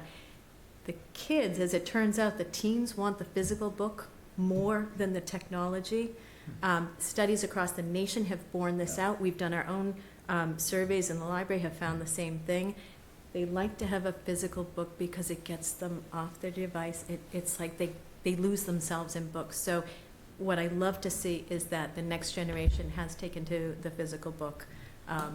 And people our age think, oh, they don't know, we're wrong. They do. They love it. So. Yeah, they just don't like carrying the books in the book bags in school. That's but those are school books. I know. That's different. That's different. You gave us some figures on patrons. Are all patrons Hingham residents, or do you have a count on the percentage of patrons that are residents? So that's an excellent question. So the door count we have does not differentiate who comes in the door. Sure.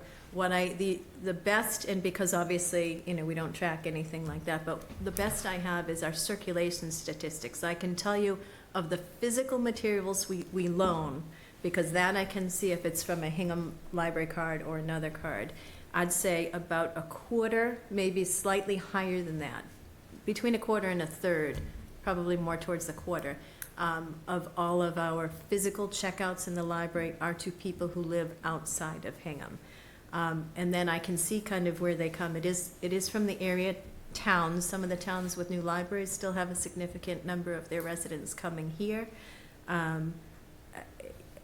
I have worked at the desk long enough that when people come from other towns and they chit-chat with you, I almost always hear the same thing. They come here not because of the building collector, because they like us. We help them. We give them what they need. So we hear really good things about the service they receive here, and I think that attracts a lot of people to the town. That's great. You talked about the significant impact of energy costs. Mhm. To what extent is the library energy efficient? And are there things that we should be looking at to drive down your costs by making the building more efficient? Yes, so these get into heavy capital costs. So the building is over 50 years old. It's a beautiful building. As you know, the old town hall side and the library side. The Yep. library side is beautiful. The town hall side was designed to be, more office space, but the windows are all single pane windows from the 1960s. I am sure, without actually doing a test, that they're losing heat. Just that itself. The lighting fixtures that were installed on our last renovation around 99, 2000. I am assuming that those have changed a lot. We've tried to, retrofit some of them with LED, but the lighting, I think, overall would probably need a good refresh. I think there are probably pockets of these things, but probably pretty costly. Besides that, we have fairly new boilers from 2015 that are much more energy efficient than the old oil tank we had. The HVAC system is pretty efficient. So it's more building, physical building core issues, I think, doors, windows, Sure. lighting. I think those are probably our biggest things to look at right now. Turning to another topic, in other communities, not in Hingham as far as I know, there have been calls for censorship, pulling books out of the library. Yeah. Have you experienced any of that here? Fortunately, I have had no serious challenges to pulling books off the shelf. No challenges at all, actually. We had a number of years ago, someone or a small group had a question about, I think, an LG. Gay Pride Month. Yeah, They Gay had Pride an Month. objection to Gay Pride Month. A display that we had that was a couple years before COVID. It was, yeah. Pre the climate that you see now, Mhm. we have not had any issues. That was polite. It was not, It was very it polite. was not yep. threatening. Yep, it was a discussion and a give and take. So it was done, everyone had an opinion and we all talked about it. We have not received it. A number of neighboring towns have. It's been a hard climate. I know librarians across, the nation have been under attack Yes. for anti-censorship. I would like to think that in Hingham, people are more civil and more well-educated to kind of understand that libraries need to provide access to all information to all people, and we can't be the ones saying Right. you can and you can't. Great, thank you. Sure. One final question. You mentioned a couple times that the trustees were contributing X amount of dollars to the budget. How is that number determined? So, and I'll just give you an example. So if, for example, the trustees have available $300,000, do they contribute it all? Do they use a portion of it? And how is that determination made? Yes, so the trustees, just like the town, we have a budgeting cycle. So in about May of every year, the annual trustees meeting will present a budget. So that's when we'll present fiscal '25. We actually budget on what we need to spend, and then we work on raising the funds for it. So unfortunately, for a number of years, the trustees have actually, I guess, run in the deficit. So they have spent more than they receive in revenues, which is why they've been, working on fundraisers. We had this great fundraiser last year to help offset some of the losses that we spend. But they're committed to, programming for the library and contributing funds to the materials. They have a, investment portfolio that, they pull money out of to go towards it. They obviously, kind of like the fund balance, you don't want to keep draining from your savings account because then it will go away. So they try to, increase these other funding sources. David, do you want to add anything to that? There is a financial policy with regard to the invested assets, and there is a kind of a rule of thumb. I don't remember whether it's about 4%. Our treasurer could describe this better than I can. Of the total assets of the balance that could be used for library purposes. So we don't spend down. We're not eating the principal. We do use the income in a reasonable way, and all that, every dollar we raise through the invested assets is a dollar not paid by the taxpayers. So it's a good use of funds. And in addition, the library board of trustees has had good success in the last several years in fundraising and development. The annual appeal is an amazing thing. We just send a letter to all the households in town, and people are very generous, often in very small amounts, but the townspeople do respond. And I think the number of that last year was, Linda, was about $64,000 from the annual appeal. And then we hope to have some kind of an annual fundraising event every year. For the last two, we have had the Beyond the Books event, which has been a great celebration. And this year, that event netted Set records. about $60,000 net of expenses. That people who sponsored, people who came, and who participated in the auction. So all of which is to say that the trustees contributed, and that's about those two are about $124,000. All of that is money not paid by the taxpayers for the support of the library. So that's kind of some of the outlines of the numbers. Do we have that financial information as part of this packet, or is it otherwise distributed? In other words, the trustees' budget? Yes, the trustees, I can, well, I have a copy here. I didn't make copies for everyone, but we can get that to you. But I can pass that down, and then we can We make can provide copies it to and you. send. Yeah. We can provide it to you electronically as Great. well. No. Thank you. By all means. Nothing else. It's Bill? Thank you, Linda, for all you do, and David, thank you for your passion on the board. You've been a wonderful board member for so many years. The library is certainly a part of the fabric of our community, and I would agree with everything you said about the benefit to all of our residents, which is great. The only question I had was about the 215. So it's 215 annually that's contributed to the budget? Okay, and so the 124 comes from private fundraising, and the balance, does it come from the income on the endowment? So if you're asking about how the revenue and like the sources and Yep. uses, so we have, for the revenue side, 215 is books and materials. yeah, the 215, so 215, that's yeah. one of our biggest expenses, but we also have $20,000, and I just passed that to Joe, but I'll send you all a copy of the sources and uses of fund sheets, so you can kind of see. But, so we have the 215, which is the big one. We have, $20,000 this year in programming funds, some other miscellaneous expenses, and then the biggest sources of revenue are the annual fundraising drive that we have, any special events that we have. But we also sometimes get, gifts, like if someone will leave us a gift in their will, things like that. State aid that comes in that we have to make the requirement for offsets this spending in the books.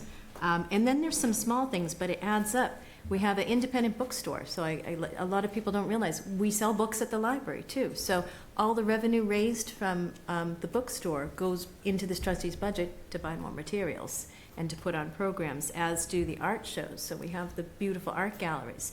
When we sell those pieces, the library gets a commission on that. So that goes into the trustee sources of revenue as well. Does that answer your It does, question? yeah, it does. My last question is, you mentioned some capital needs.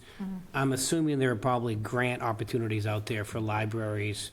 Are you currently exploring that as part of your capital plan? So the next, for those of you who may or may not know, there is a Massachusetts Public Library Construction Program. Thank you. Okay.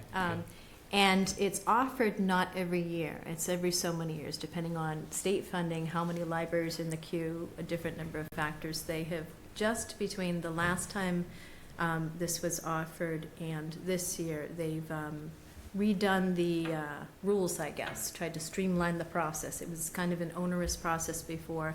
They tried to make it a little easier to apply, but they're also granting less grants. They used to, tell 20 libraries, you all got it, and here's your order in the wait list, and as the money became available, kept funding. And then they found that the libraries later down on the list, with escalation, when the project came, now they couldn't afford it, because they had got the money based on a number from 5 years ago. Right. So they cut that down. They're only funding so many at a time now. This is just new, so we don't know then how that's going to play out and how often this is offered. We did reach out to them to say, well, are you going to offer one sometime soon? And we hear tentatively, maybe 27, 28, they may offer a grant, in which case we can look at whether we want to apply or not, but nothing is set in stone on that one. Among the things that they changed are they laying a greater emphasis on, it's more competitive, and they're laying a greater emphasis on need. Mm-hmm. And I don't think the town of Hingham, we don't have a great argument when it comes to being needy. Though our library has great needs, our building is older than you think, and is in many ways obsolete. So that there was a funding round offered, but this year or next year, but the deadlines were just impossible. And we feel that when the time comes for us to seek that state funding, which could be a grant of as much as 30-40% of the total cost, we will need to begin with the town. We don't want to sort of suddenly jump and apply for these funds before we feel the entire community is ready. There will be an education process and a discussion process with the townspeople and with the town government about seeking such funds. But that's really those state funds administered through the Mass Board of Library Commissioners is the only source of grant funds for capital spending. I mean, there are federal grants for other purposes, but they're smaller amounts. That's the big one. So it isn't like the state school building program, which is offered much more frequently, and so that's where we are on that. We're not yet ready to apply for those funds again, but when we do, it'll be a very carefully worked out plan, well communicated, and well discussed with the town. Thank you. Excellent, thank you. Thank you, Linda. All Thank right, you, thank David, you. for coming in. Thank you very much. All right, next is assessing. Aaron Walsh?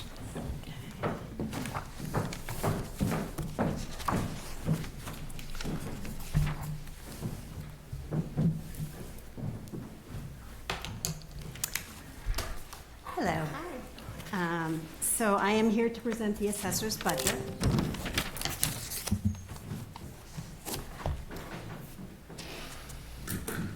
All right, you gotta go to the caret, not the button, not the text, in the departments drop down. You can start, Aaron. We have Okay, I'll paper start. copies. So the primary mission of the assessor's office is to provide the highest quality and most efficient service to the public. The goals of the office are to, 1, ensure financial stability by fairly and equitably determining and assessing all real and personal property at its full and fair market value as of January 1st of each year for the purpose of taxation. 2, to maintain and administer all property tax data, motor vehicle, and boat excise tax, mapping records, personal and motor vehicle tax abatements, betterments, and tax exemptions. And 3, to implement the policy decisions and directions of the Board of Assessors. The next slide shows the details of the organizational structure of the office. I am the Director of Assessing. Jackie Berard is the Assistant Assessor, a full-time employee who not only manages the office, but also dedicates her time to all of our mapping changes, subdivisions, and personal property accounts. Sorrel Donlin is the full-time assessing technician. She administers all of our tax exemptions and processes all of our motor vehicle abatements. She acts as the frontline contact for addressing inquiries from the public. Maureen Carlson is a part-time assessing technician who processes all of our deeds that come through the office, and we get about between 700 and 800 annually. She also administers our boat excise tax bills as well as abatements. Carrie Coughlin is our part-time data quality inspector. She reviews, sketches, and enters all of our permits, which are about 900 annually as well. She spends half her time in the office and the other half in the field observing and sketching work done in town. So each employee plays an important role in making sure the assessing office runs smoothly. With a mix of full-time and part-time roles, we have a diverse range of skills to handle the different tasks of the office. So the next slide shows the various responsibilities of the staff, which include assessing more than 8,823 real property accounts valued at over $10 billion, evaluating over 400 personal property accounts with an assessed value exceeding $135 million, and administering excise tax for about 25,000 motor vehicles and over 1,460 boats. In fiscal year 2023, the department processed 88 abatement applications and 191 exemption applications. So the next slides just show where we fall, the numbers with all of these categories. So you can go to the next one. This just sort of lays out the applications that we've received and the exemptions that we've processed.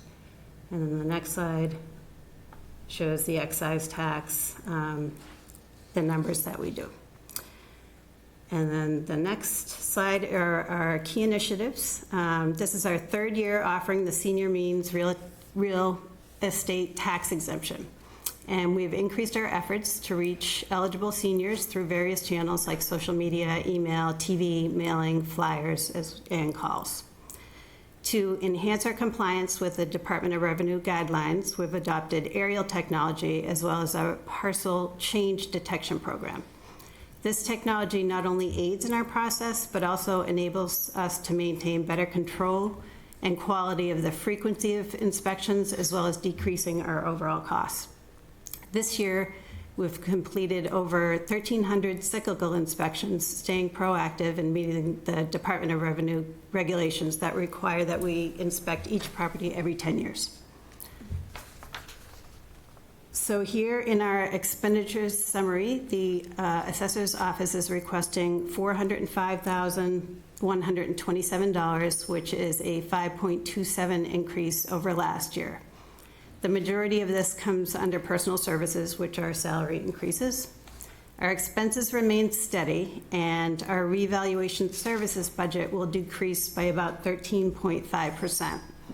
The main reason for the decrease in this category is the fact that we're relying on this new technology that I spoke about that reduces cost and increases efficiency. So the two programs that I'm referring to are, one is called NearMap, which is a technology that provides high-resolution aerial images of locations by conducting 3 flyovers each year. So it flies over in the spring and in the summer and in the fall. These images offer various perspectives of properties at different times, and the service includes measuring tools that help to confirm the measurements without physically visiting the location. So we're able to sort of zoom in like you would in Google Earth, but it has a measuring tool. So this is useful for assessing property details like heights, widths, slopes, and roof areas.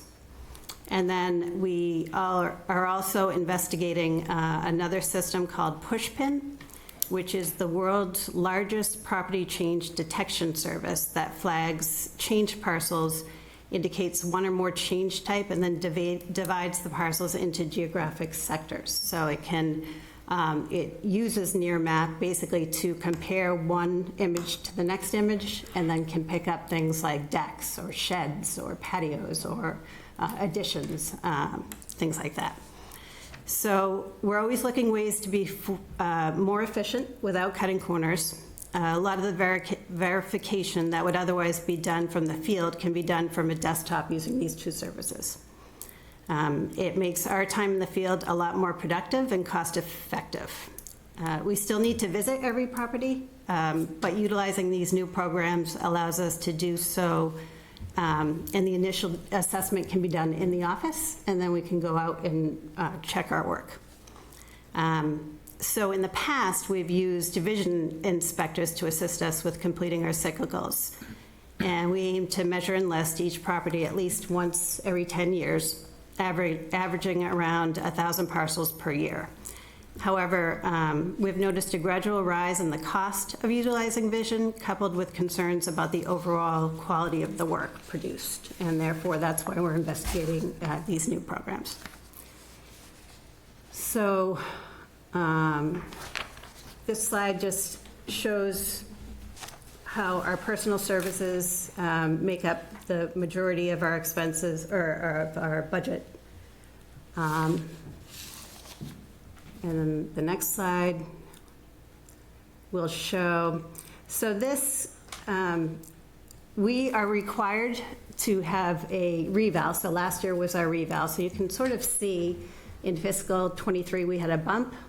Prior to that, in fiscal '18, we had a bump, and that's all our reval. So we bump up every 5 years, and then we come back down to more level. And I think that's all I have. Liz, you kind of jump in just Sure, real quick? yeah. Just a quick reminder to you three. One of the goals that I think that you had, something I've been touting for a number of years, is for the town to utilize technology wherever we can to make us more efficient, cost-effective. Erin embraced this, and Erin and her team embraced this theory. She brought this idea to us. It's going to make us all of that and more. I love the idea. It's integrating several technologies. GIS is at center point, and it's really exciting to see us embracing new technology where we hadn't before, and it's I think it'll pay off dividends down the road, both in terms of her own efficiency in her own office, but also in our ability to collect taxes down the road. Mm-hmm. So it's going to be a more thorough process. Excellent. Yes, thank you for bringing that to our attention.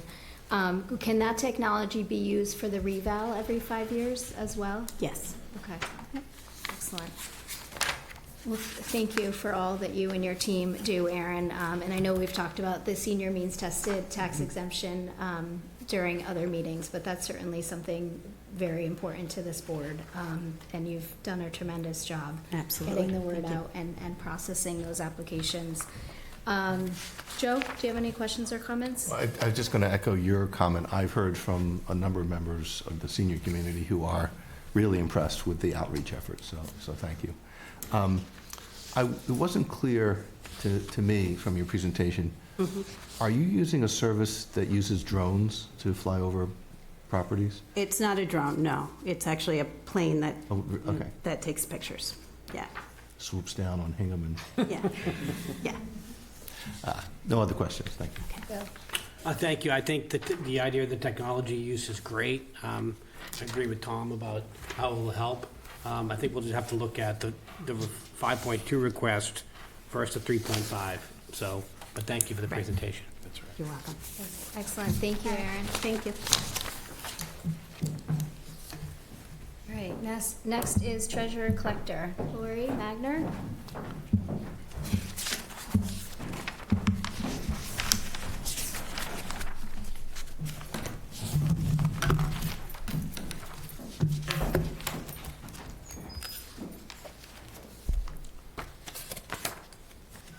Hello. Hi, how are you? Good. Here we go. 44.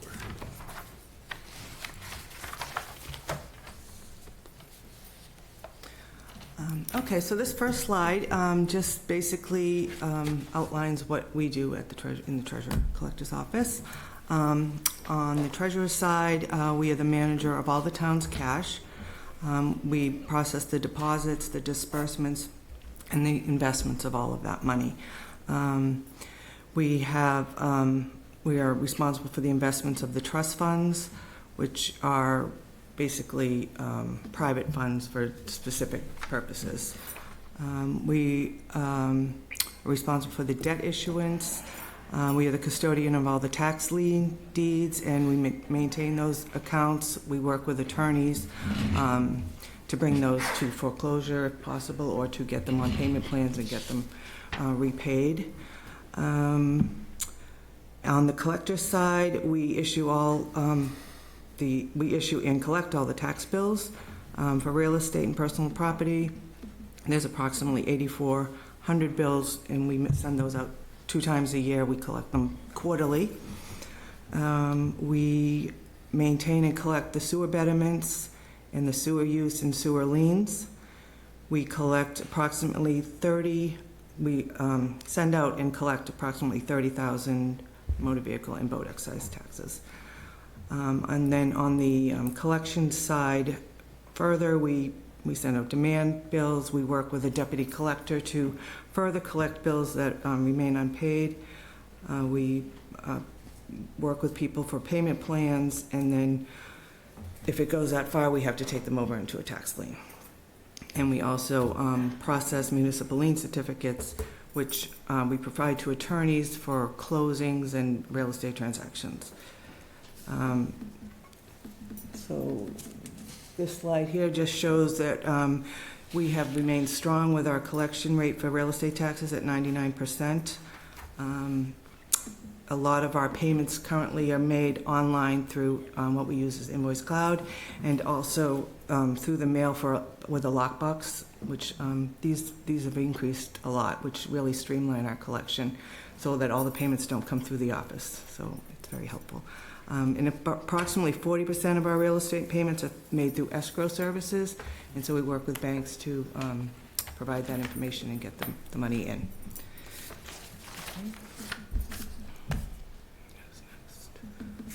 Okay, so this is just a chart of our department. So I am Laurie Magner, I'm the treasurer collector, and Mary Jane Deach is the assistant treasurer collector. And then we have Nancy Leahy, who does all the revenue receipts and works closely with all the departments, bringing in other revenue besides the tax revenue. And then we have 3 tax receipt clerks, 2 part-time and 1 full-time, that pretty much man the front counter. They wait on all the residents, take all the phone calls, do all the research and all that. So we're pretty busy. We keep them pretty busy. Okay. Didn't print out for me.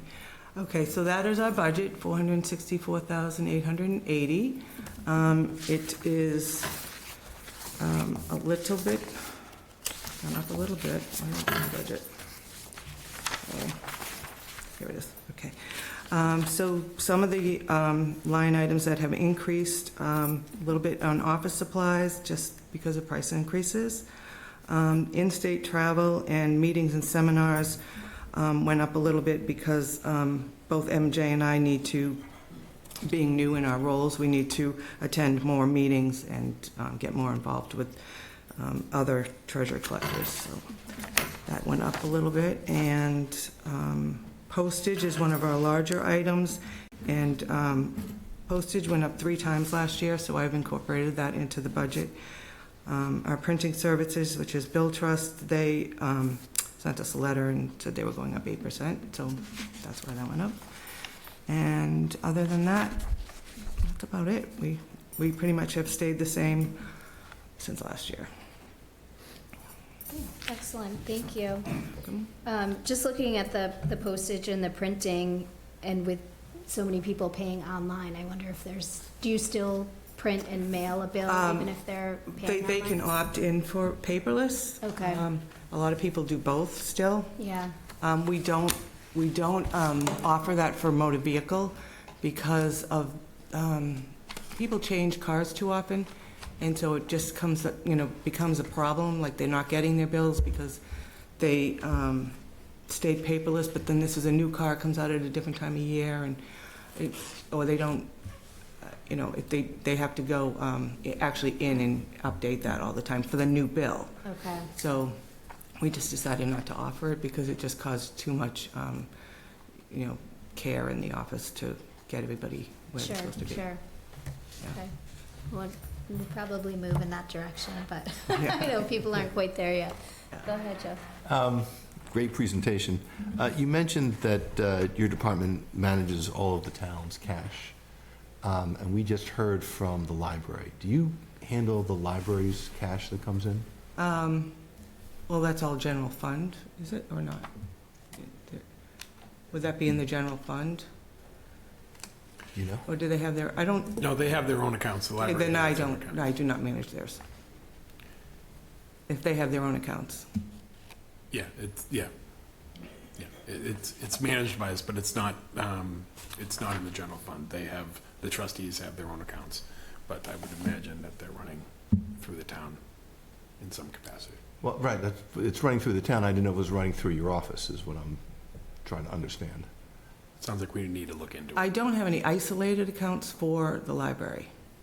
Okay, So any funds that belong to the library are in the general fund. okay. Thank you. No other questions? Bill? No questions. Thanks, Lori. Thank you. Excellent. Thank you, Lori. All right, next is information technology. Bill Hardigan? Good evening, welcome.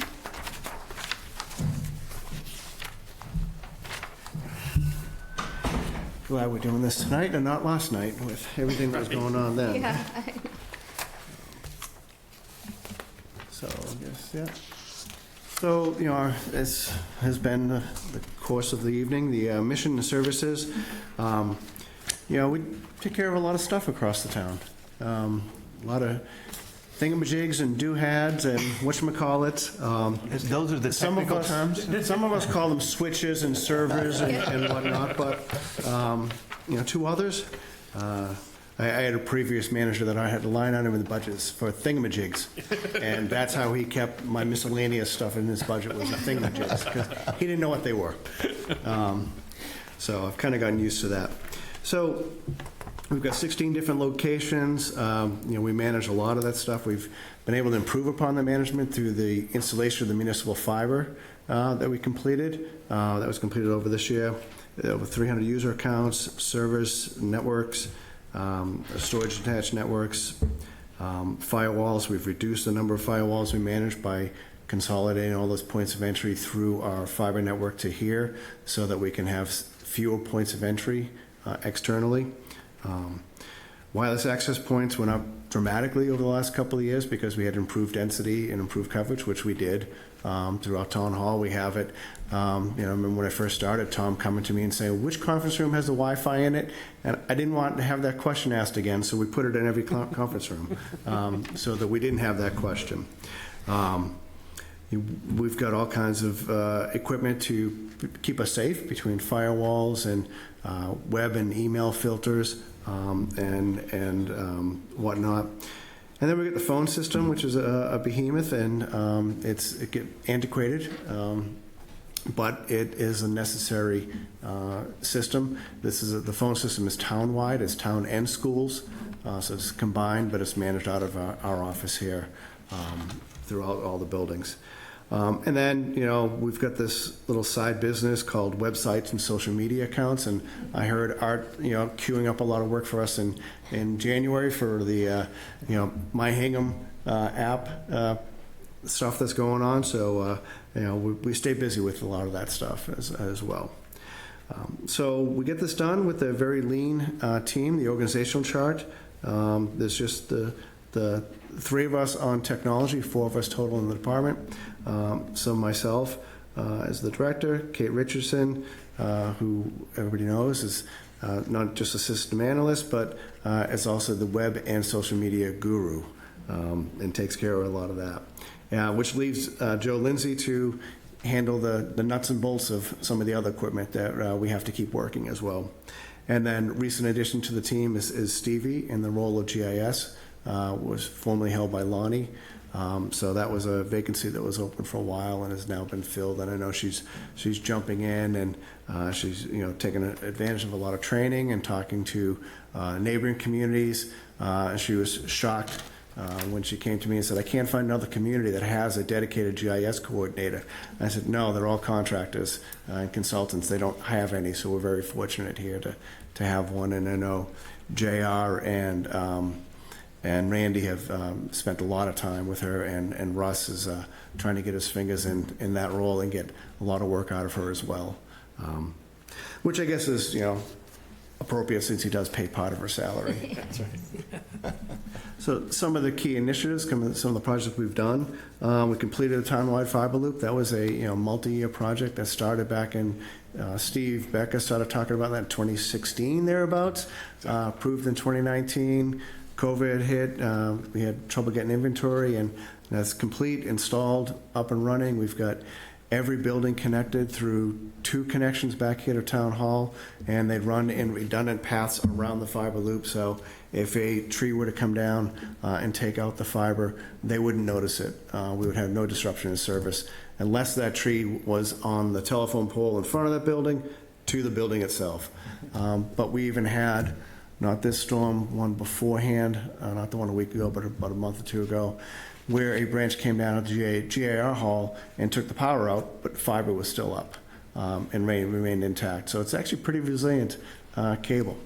So we're making very good use of that. Bill, before you stop, before you leave that topic, I'm going to ask you, I was going to read a report tonight about something that Bill brought to my attention today about the storm. Why don't you go ahead and tell them yourself? Sure. One of the things we did with the fiber, we worked with HMLP and utilized some of the spare fibers that were in the cable, and they have a network of reclosures, which are like circuit breakers that'll automatically close if it detects something, and they're smart devices where they'll notice some things be intermittent, such as a windstorm, a cable blowing, or a branch brushing up against it. That resolves itself fairly quickly, so it'll reopen automatically. But after 2 or 3 attempts, it'll shut down, and somebody has to go out and manually throw a switch. So working with HMLP, they took a couple of the fibers off of our network. We've routed it over to their offices, and they've networked all these reclosures, and they can actually monitor and manage them from their operations at Bear Cove Park, and not have to send somebody out in a truck in the middle of the storm and grab a metal pole in case of a lightning storm and push up on a breaker to reconnect it. They can actually push a button and do that. So I did reach out to Jeff Jones actually this morning and said, how did this all work yesterday? He said, and I quote, it's a game changer and was very helpful during the storm. So, it's not just for our network communications between the municipal buildings, it's actually allowing HMLP to operate a little bit more efficiently, both managing and monitoring their network throughout the entire community. Excellent. So I had to look up what a reclosure was. That's why I have the notes. That was a big project. We replaced all the obsolete Cisco network switches we had throughout the community. We've new HP Aruba switches throughout. And with that, we've been able to eliminate some single points of failure. We had, particularly in the server room, or what's known as the MDF here in the room here, 2 rooms over, where if we had a single switch, if that went down, we would lose a lot of stuff. We've been able to split connections across multiple switches, so if one switch goes down, or we just do routine maintenance on that switch, everything stays up and running, and there's no impact to operations. We went through a slight upgrade with Munis. That brought us to a much newer interface and the latest version. We did, over the last year, a number of website updates, the town website, the library, Ware River, the country club, and we had a lot of reliability issues with the phone system. With every time it rained, there was a legacy Verizon wire somewhere in the area of the middle school that would get wet and stop working. So phone calls into the schools would cease until that sun came out and dried the cable out. So we moved off of the legacy Verizon onto a digital circuit, what they call an SD-WAN. And we've got one here and one at the high school. So we've had no rain out issues with the phone system since we did that. Which has been very good for the schools especially. But both circuits back each other up, so if ours were to go down, our phone could go over theirs. But we've split that service here in this building across both Verizon and Comcast Internet, so we get some redundancy between that. And at the high school, Joe Andrews did the same thing there. So we've got multiple layers of redundancy into that by doing this work. So, and we've been able to clean up a lot of stuff. The room up here, we just kind of neatened up, but there was a picture up there. That was a rat's nest. I couldn't figure out which cable went where until we ripped everything out, put the new switches in, and ran manageable cables. Now we can find everything, and we've got pictures of every switch stack in every building. And because of the clarity of that and how easy it is to see through the cables, we could actually identify something through that picture and walk somebody through if they might be at a building. Like, hey, can you just move this wire from 1 to 13? And we can actually see that clearly here. Makes it easier if we can resolve something very quickly over the phone with somebody versus having to go over to the building. But again, the community is not that large. We can easily go to a building, but sometimes maybe if we're at home, we could walk somebody through it as well. So it's really, really helped out. So we get into the expenses, our expense summary. We're looking at $972,000, $455. Obviously, as has been mentioned before, this doesn't account for any salary increases, what that would occur on that warrant article item. So we can go scroll through the chart and get to the meat and potatoes of it all with some of the detail. Unlike some of the other departments, the chart that's up there, we're actually more expense heavy. They are personnel heavy, but that's the nature of what we do. We've got a lot of stuff we pay for and invest in. So with a small department. So if we can just go on to I just want to call out a couple of items on the detail. If we keep going, yeah, there we go. Thanks, Art. So on the personnel side, we've got a couple of things because we do support townwide voice for the schools, and we also support school administration here in this building. We receive some budget offset from them on salary, so it's roughly 20% of salaries for myself, Joe, and Kate that they reimburse us for. And then Stevie, Ware River, covers 25% of the salary there as well. So we have some offsets on the budget on the salary from outside sources as well. And then we get into the expensive part of the budget. What we're looking for and we're hoping to do, big thing this year is we spoke to Capital about it last night, and we'll see how this goes, but replace the phone system, which was put in roughly 12 years ago. And the hardware is no longer supported by the vendor. We're relying on basically eBay spare parts should something fail. Fortunately, our support partner has replaced a lot of these systems and has a warehouse of parts, but we're getting some of these old stuff if we have a failure in one of the switches.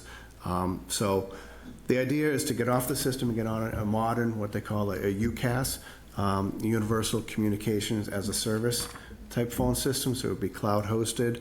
We'd be looking at all the bells and whistles you get with a modern phone system, where employees working from home for whatever reason, whether there's a storm event causing the close of town hall or public works building, they'd be able to take and receive phone calls as if they're in the office. Whereas currently what they do now, especially public works, if they're home, they call in, check voicemail, and from their personal phones, they're calling residents back to work out whatever might be going on. Whereas we can make it much easier where people just, they can answer the phone as if they were sitting in front of their desk. Make it much easier for that. But also lets us do a lot of things within the phone system that we can't. Most important of which is to become fully compliant with the federal and state E911 characteristics. So we've got laws in the books that require direct dial back 911 contact number for an emergency number. They have to be able to call that number back, not a switchboard. So new system will allow that. Also in larger buildings like schools, your outgoing caller ID location, it's not just your street address, it has to be street address, floor, and room number. So we'd have to include all that in the new system, which the current system doesn't support, which the law states you have to, any new system being installed has to be in compliance. So we're in compliant, but we can do better. So, new system will allow us to do that. So that, and telephone, we absorbed from the select board, town administrator's office budget, the phone expenses. So we're forecasting 25 to reduce that because some of that expense will go into the expenses for the phone system and come out of the telephone, the direct lines. Like Windstream, we pay $20,000 a year for managing of our phone lines. That would go into this new service.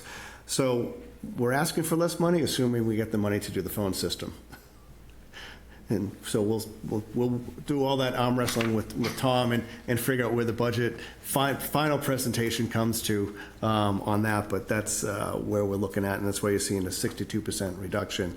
And some of those numbers would shift over to an expense to come in FY26. I rarely increase requests, just so you know. The big one here for us is computer services agreement. There's a lot going into it this year of stuff that we've done, and we need to pay forward.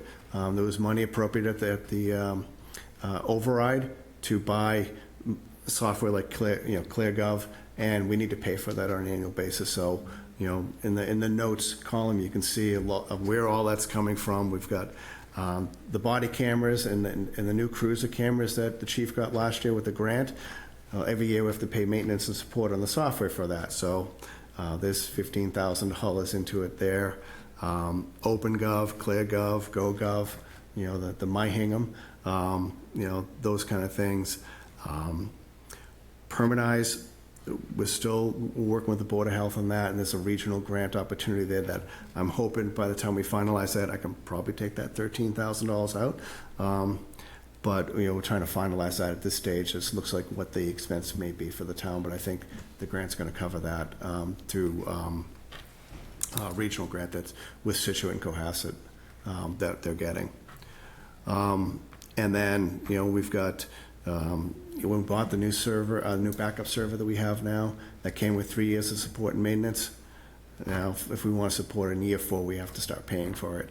I'm in negotiations with them and talking to them, and they price things pretty fairly that for very close to the same amount of money as renewal, you can get a new appliance. So if I can get a new appliance for free, sure, we'll get a new piece of hardware as well, but we still need to pay for it though. So that's kind of highlighting the big chunks of what drove that 42% increase. We're trying not to add too much more on top of that because we do have normal annual increases in the historically would be the 4 to 5%, or 6 to 7% now with Tyler or Munis and services like that. So we tried to keep everything else as level as we could within that computer services agreements line. So that's the kind of the big stuff from the expense side. I don't know if there's any questions. Can I just add just a quick note? We talk a lot about the efficiencies of technology, and they do allow us to do more services, provide more services with the employees we have. This is the expense side of that, and this is where you find that. So. Yes. And Bill's great. Yes, well, thank you, Bill, for the presentation. We appreciate your leadership and recognize how much you're doing with a very lean team to get us into the 21st century. So thank Exactly. you. Still working on the 20th. I'm still working on the 20th century. Yeah. We'll get to the 21st. I know, thank you for your patience. Soon enough. Yeah, we're getting there. Joe? Thank you for the presentation and for all your work. Under key initiatives, one thing that you did not mention is the training. The three of us here, I know, have gone through various stages of training. We can now identify, phishing and other scams and avoiding spyware. So the programs, and I know it's not limited to just us, but it's very much appreciated, and I think it's core to making sure that the town stays safe. So thank you for focusing on that as well. And I was going to ask you, not to assess the town's vulnerability, but to let us know not necessarily in this forum, but to make sure that we stay on top, because towns that are vulnerable suffer. And I want to make sure that we all want to make sure that we are protected. So thank you for. We have a partner who has checked that and given us some recommendations, and we're getting close to the 30-day review to see how we made against those. Okay, great. And then I'm going to ask one final question, which is in your bailiwick, but has nothing to do with your budget. We have been desperately searching for improved cell service for the town. What advice can you offer us? That's a loaded question. Actually, we had a similar discussion last night with Capital on this as well. There's a lot of things that go into this, and I know, Art, we've been involved in conversations with the cellular carriers, and I think, Bill, you've been involved with some of them as well, and you'll hear a lot of different things.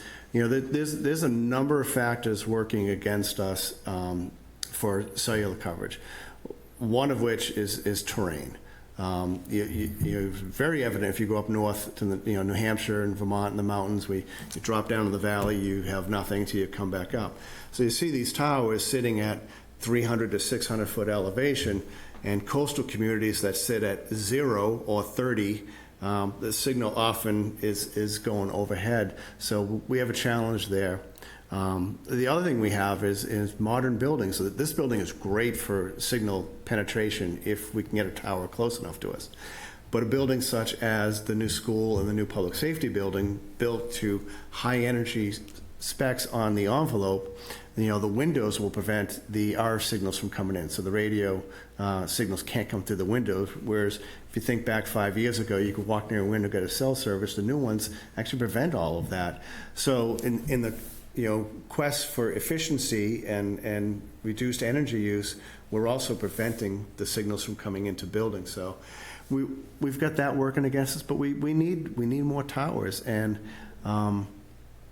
the higher bandwidth, higher speeds that are being demanded on cellular carriers, the 5G networks and beyond, those signals are part of what we're seeing with poor service. Those higher speeds can't penetrate through buildings, walls, trees, as well as the older 3G and 4G cellular signals. So in the need for speed, the carriers need to put more antennas up. And the question becomes where and how big. And they're kind of, I don't want to say maxing out, but they're certainly kind of maxing out the really high, 600 to 900 foot antenna space. Now they need to get the signal down closer to the consumer, closer to the device. Think back to, first cell phone I had with the, rubber duck antenna on the bag phone. And now your antenna, you can't even see it in your cell phone. So it's a little harder to pick up a signal with a smaller antenna than it is with the bigger. So there's a lot of factors going on into this, and I don't envy the guys in the cellular space on trying to figure out the right mix of how to make it all work, because it's very complicated with terrain, buildings, trees, public opinion of not wanting to look at towers, and then finding space. Where do you put them? There's a lot of space that's already spoken for, so now where do you find the space to put a tower? And the ideal place for even a small tower in the 100-foot or so range, that space may not be available. So now you're sacrificing the ideal location for the locations available, and it doesn't address necessarily the area where it is. So there's a lot of things to it. What can we actually do? From our perspective, unfortunately, other than leaning on the carriers, there's very little we can do. But to help with some of that, what we've done within the school, in the buildings of the school and the town, is improve Wi-Fi coverage so the phones can make and receive phone calls over Wi-Fi service as well, and then make sure that stays up and running. I know that's a challenge in some of the neighboring communities over the last day or two with the storms, where schools lost power and Wi-Fi and everything went down, and they had no cell coverage into the buildings because they couldn't do Wi-Fi coverage. I'm happy to say that, a building I constructed when I was in Hanover, and I fought to get all of my equipment on generator backup. That building didn't have street power, but they opened for school today because they could learn because Wi-Fi was up. Nice. Read that on their Well little done. news this morning. But it's how important Wi-Fi has become. Yes. It's ambiguous. It's got to be everywhere, and it's got to work all the Yes. time. And that's, what I can do is to make sure it's available and it works Yes. to help. Thank you. Bill? I think the most important thing that needs to happen is when a municipality offers alternatives to private carriers, that they actually act on the alternatives being offered too. And unfortunately, we're not having that here, but that's a topic for another day. So, but I guess on Joe's question about defenses, obviously that's a concern for me as well. Our financial systems, our public safety systems, our a water system. How often are we evaluating our cyber defenses, and what are we doing, broadly speaking, to make sure that we are secure and safe? Yeah, in broad terms, I mean, we're doing quite a bit, and I do meet with our vendors on a regular basis. We actually just completed about 2.5 hours ago, 3 hours ago. We moved from an older email filtering platform to their cloud-hosted and then more modern system, and made the change just before coming into here. That'll give us two things. One is it's cloud-based, so it's not here on site. They can update things faster than they can get them to us on site. It has more bandwidth. It can handle more devices. But not only that, long-term, it gives us some redundancy in that it's not an appliance sitting in here that's a single point of failure. It's up in the cloud. Again, single point of failure. One of the things you look at with denial of service or distributed denial of services attacks is you overload the system. If you have a single appliance, you can easily launch an attack against that and overload it, and then what it does, it shuts down. Yet a lot of them are set in to allow message to go through unfiltered. Push it out onto a bigger carrier, somebody that can spend a lot more money on this and handle that load. There's very small chances of it going down and being overloaded, and it'll stay up and filter. I'm talking to a couple of different people about a couple of other solutions. Things a lot of other communities are doing, and we're certainly looking into this, is the knowledge of a SOC, or Security Operations Center, where somebody else is partnering with us and they're monitoring our stuff 24/7. And they're empowered to take certain actions, and other actions they would need to check in with us on. But if they saw something happening at 2 a.m, when I may or may not be sleeping, they could take action and shut things down and protect us. So, we're constantly looking at that. I talk to my peers, our neighbors, and see what other options we have. There's always something new. And I talked to at least 2 or 3 different vendors. They all love, the salespeople always love to call, and I'm happy to pick their brains and spend an hour or two listening to them and get their ideas, because there's more than one way to do it. So there's always more things we can do. And, when looking at our firewall, is not end of life yet, but before it goes end of life, replacing that and upgrading that to newer technology. Actually talking with somebody who may introduce a separate appliance that would sit in front of our firewall, so another defense in depth layer with a large carrier that could help us as well. So there's a lot of different things we keep looking at. Great, thank you.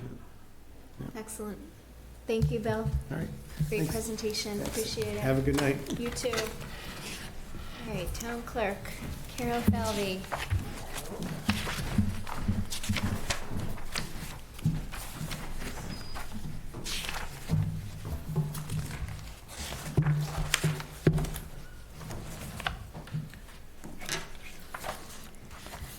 Well, thank you for having us all here tonight. It's been really interesting to hear about all my colleagues' departments, and I do say Kate and Bill get a lot thrown at them. I know myself, I'm constantly saying, hey, can you post this, or can you send this message out? So Yes. I appreciate them. Yes.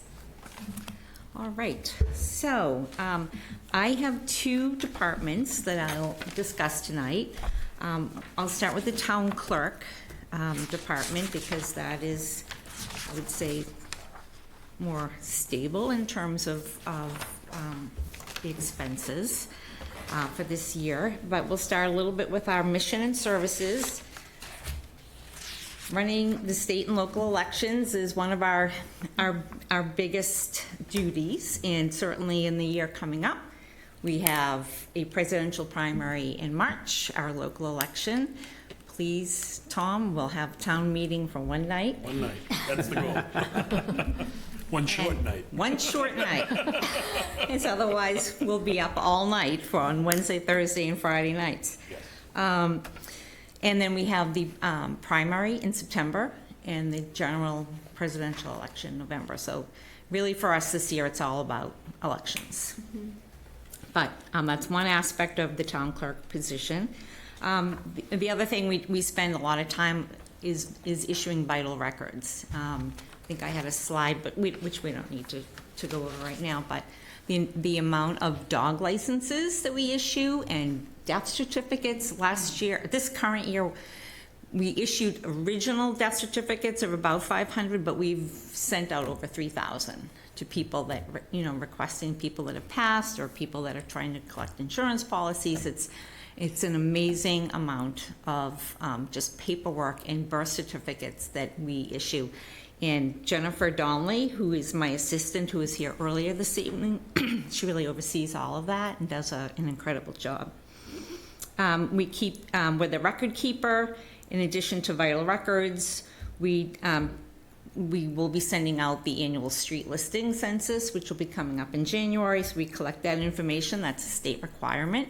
And I wish more people in town would actually fill the form out and send it back. And we get a lot of people that think if they don't send it back, their information will not be publicly available. So we have people that haven't sent it back since 2016. But their information is still available from when they sent it back in 2016. So, and it is a requirement. We're trying to comply with the law. And people will come in and they get, they'll get upset and they'll say, why have you inactivated me? You become an inactive voter if you do not fill this form out. And I say, we're just trying to do our job, and you do your job, and we'll all be in a good place. So, in any event, sure. Is this paper or is it done? It's a paper, and that's part of my postage and printing. Right. Is there any option to make that online? Mm-mm. It's a state requirement that we have to send it out. Paper, okay. In any event. So we do that. I serve as a public record. I am the public records officer, and the public record request that we receive is, again, it's amazing. The poor building department, I think, receives more than anybody else in town. And we issue licenses, permits. I talked about the dogs, but we do a lot of business certificates. We do historical research, and we also manage the parking tickets, not the criminal ones, the civil ones for parking. So we have a lot of balls that we are bouncing in the air.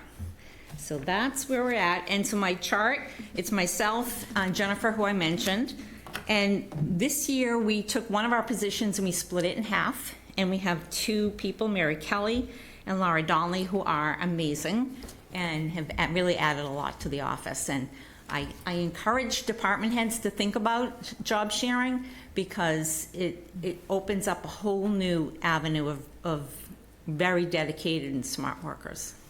So that's my little 2 cents on that. Our key initiatives, as I said, it's all about the elections, and this year is mainly what we're focused on. This chart is terrifying with the death certificate so high. Yeah, that's the total. I know. I didn't think of it that way. The 466. We're killing them off. I hope those are just people requesting things. Well, there's student. The 466 was what original death certificates issued through November. The one on the far is the overall, including copies that we are distributing to people. It's a lot of paper, it's a lot of postage, it's a lot of, as you can see. In terms of my budget, all right, if you want to go to the detail, really, the only increases are mainly for printing and for postage, and I know Lori talked about the postage increases, and we have, for printing services, we do the census, we print the street list, although we also charge a fee for the street list, so we do recoup that money, and I charge what I spend for them. But we have vitals paper that we have, and envelopes, and then the postage increases basically account for those two percentages. And then if we want to go to elections I know looks big, but I do receive a reimbursement from the state for early voting. And in conversation with both Tom and Michelle, we thought the best course was to put the gross amount of what I was going to spend, and in the note column, you'll see what I anticipate receiving back from the state. So, so in terms of the reimbursements would be both for the part-time services and for postage. And so those amounts for postage, this previous year, I received $6,900 in reimbursement, and about just short of $18,000 for our various part-time election workers.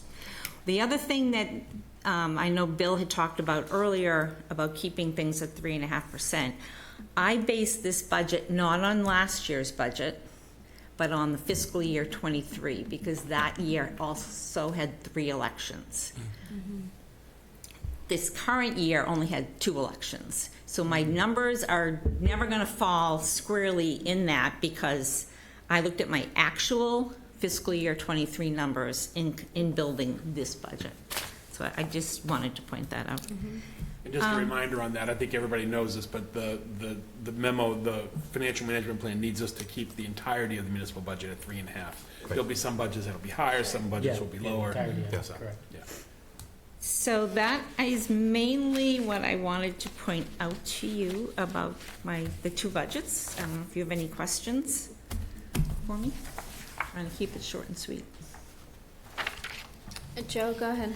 Do you have adequate staff for the elections coming up? We do, right now. And we have sent out our applications to people. So in terms of our staff, we have people that have worked for years.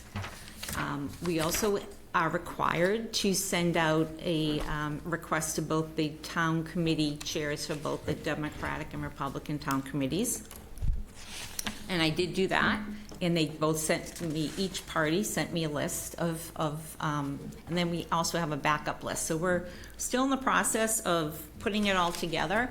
We are going to an election training with my wardens in January in Situate that's being held by the state, and there'll be another training coming up in February that I hope to pull in some other election workers too. But at this point in time, we have a very dedicated Hingham staff that love to work elections.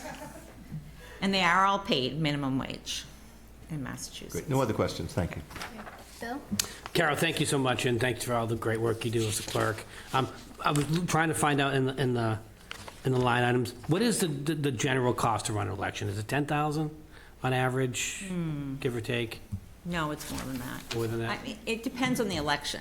Yeah. For a local election, we're probably, and I can get that, I could look at this more closely and give you a number. But for the state, the presidential election in November will be a whopper. Yeah. In terms of security, there'll be a lot of security around that one.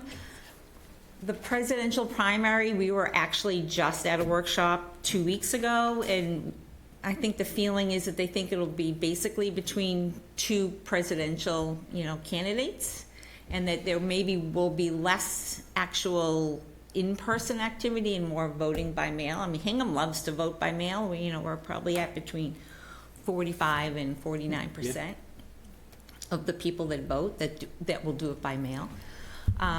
But it's so unknown because we're coming out of COVID. We don't have great statistics from before COVID because there was some early voting, but there isn't much longevity of seeing what those numbers look like. And then we were in COVID and people, so you don't know this year in terms of how many people will actually show up versus vote by mail and what those numbers will be in terms of the in-person. But Presidential elections could be up to 80+%. Oh, absolutely, Where right. A town election is about 2,500 Yeah, a people, little, or- yeah. Except when you're running, Bill. Oh, no. Yeah. A lot lower. Not a very So- interesting candidate.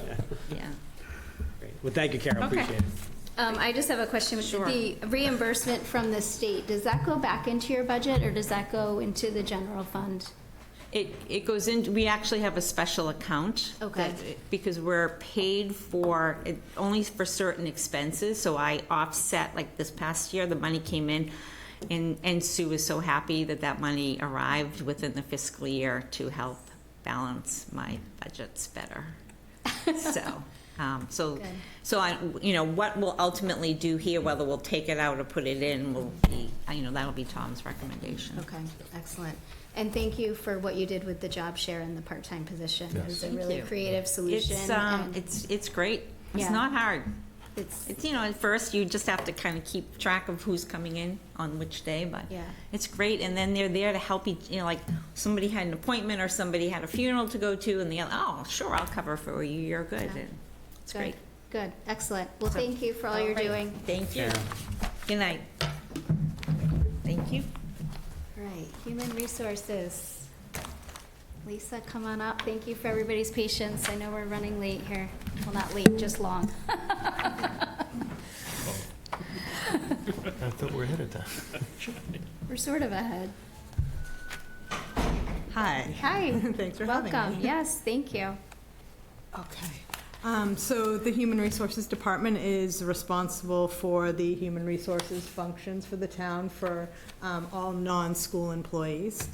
Examples of those functions are assisting the Personnel Board with the administration of the personnel bylaws, assisting in the recruitment and selection process for any types of positions that the town might be hiring for, helping with the collective bargaining process, offering training and development opportunities, assisting in any type of labor relations issues, and assisting with employees, retirees, family members in enrolling in and understanding the town's health, dental, life insurance plans, and accessing those in any way that's necessary. There's over 1,100 of those people collectively, so it's a pretty big lift for that specific task. And we have a benefits coordinator that is phenomenal at her job and couldn't be a bigger asset to our benefits function of the Human Resources Department. Which brings me to the org chart. We have a very small department. It's me, I'm the HR director, I'm a full-time employee, and the benefits coordinator is a part-time employee. She works 28 hours for the week. Benchmarks and metrics for us. Managing the 6 collective bargaining agreements that we have in town, the number of staff that we hire and separate, and collecting benchmark data for the 19 comparable communities. Key initiatives. Implementing and maintaining the GovHR wage and classification system for all non-union employees. Managing the yearly open enrollment for benefits, again, happens every year, and every year we reach out to all of those people and make sure that they understand that it's their chance to do it if they want to make any changes, adds, drops, all of those things. There's a lot that goes into the communication of that and the collection of documents for that.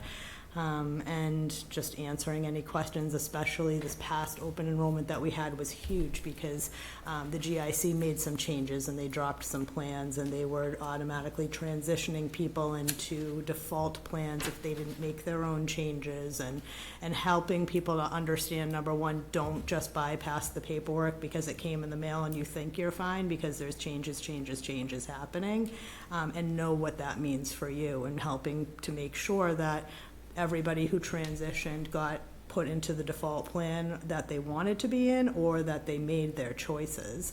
And Heather did an amazing job of really just communicating that out, and I didn't receive one complaint from any of it. So I was really impressed with how that process went. Also, we maintain the I-9 record keeping, retention and destruction system that we have. We are implementing and maintaining an electronic records keeping system, not just for the HR records, but we want to implement this for the benefit side of things too, which is all paper right now. So it's a slow process of trying to transition documents. We manage the query process and the record keeping system that goes with that. We're looking to expand our recruiting practices. We're trying to utilize more than just the town website and the MMA. We're reaching out to, using Indeed when appropriate. Facebook, LinkedIn, Kate Richardson, Bill's gone now, but she was hugely helpful with us with the getting out onto social media and everything. So she definitely does wear a lot of hats. And designing and implementing an enhanced quarterly training program. We'd like to have more quality training opportunities for staff. So those are part of our key initiatives. The budget that we're requesting is a total of $190,321. The majority of that is salaries. It's a small request for expenses out of that total. It's $3,925 in expenses. Just quickly, prior to FY20, the Human Resources Department was part of the Select Board's budget, so you don't see a full scale of expenses there. Expense type, so obviously, mostly Very personnel. diverse department. Little tiny expenses. It's hard People to. and almost no expenses. Quality people, though. If you want to switch down to the next one. Just a few highlights with this. Like we said, the expenses are pretty small, but with the salaries, one of the notes that you'll see there is a 14.8% increase for the clerical services. That is the benefits coordinator, her part-time position. That includes or accounts for the fact that her position had been reclassed this year into one grade higher, and she also had a step increase, so it highlights that. The expenses, you might notice, as far as providing a level services presentation for you, or budget for you, it's also the same exact as last year. It's $3,925. I looked at the budget. We shifted a couple of things here. I took some money from meetings and seminars and added it to office supplies. The reason for that is because I think we can provide the services and do our best to do the same thing with the same money. But also, the office supplies will also include things like printing for open enrollment. And as we have more people who retire, we require more packages to send out to them.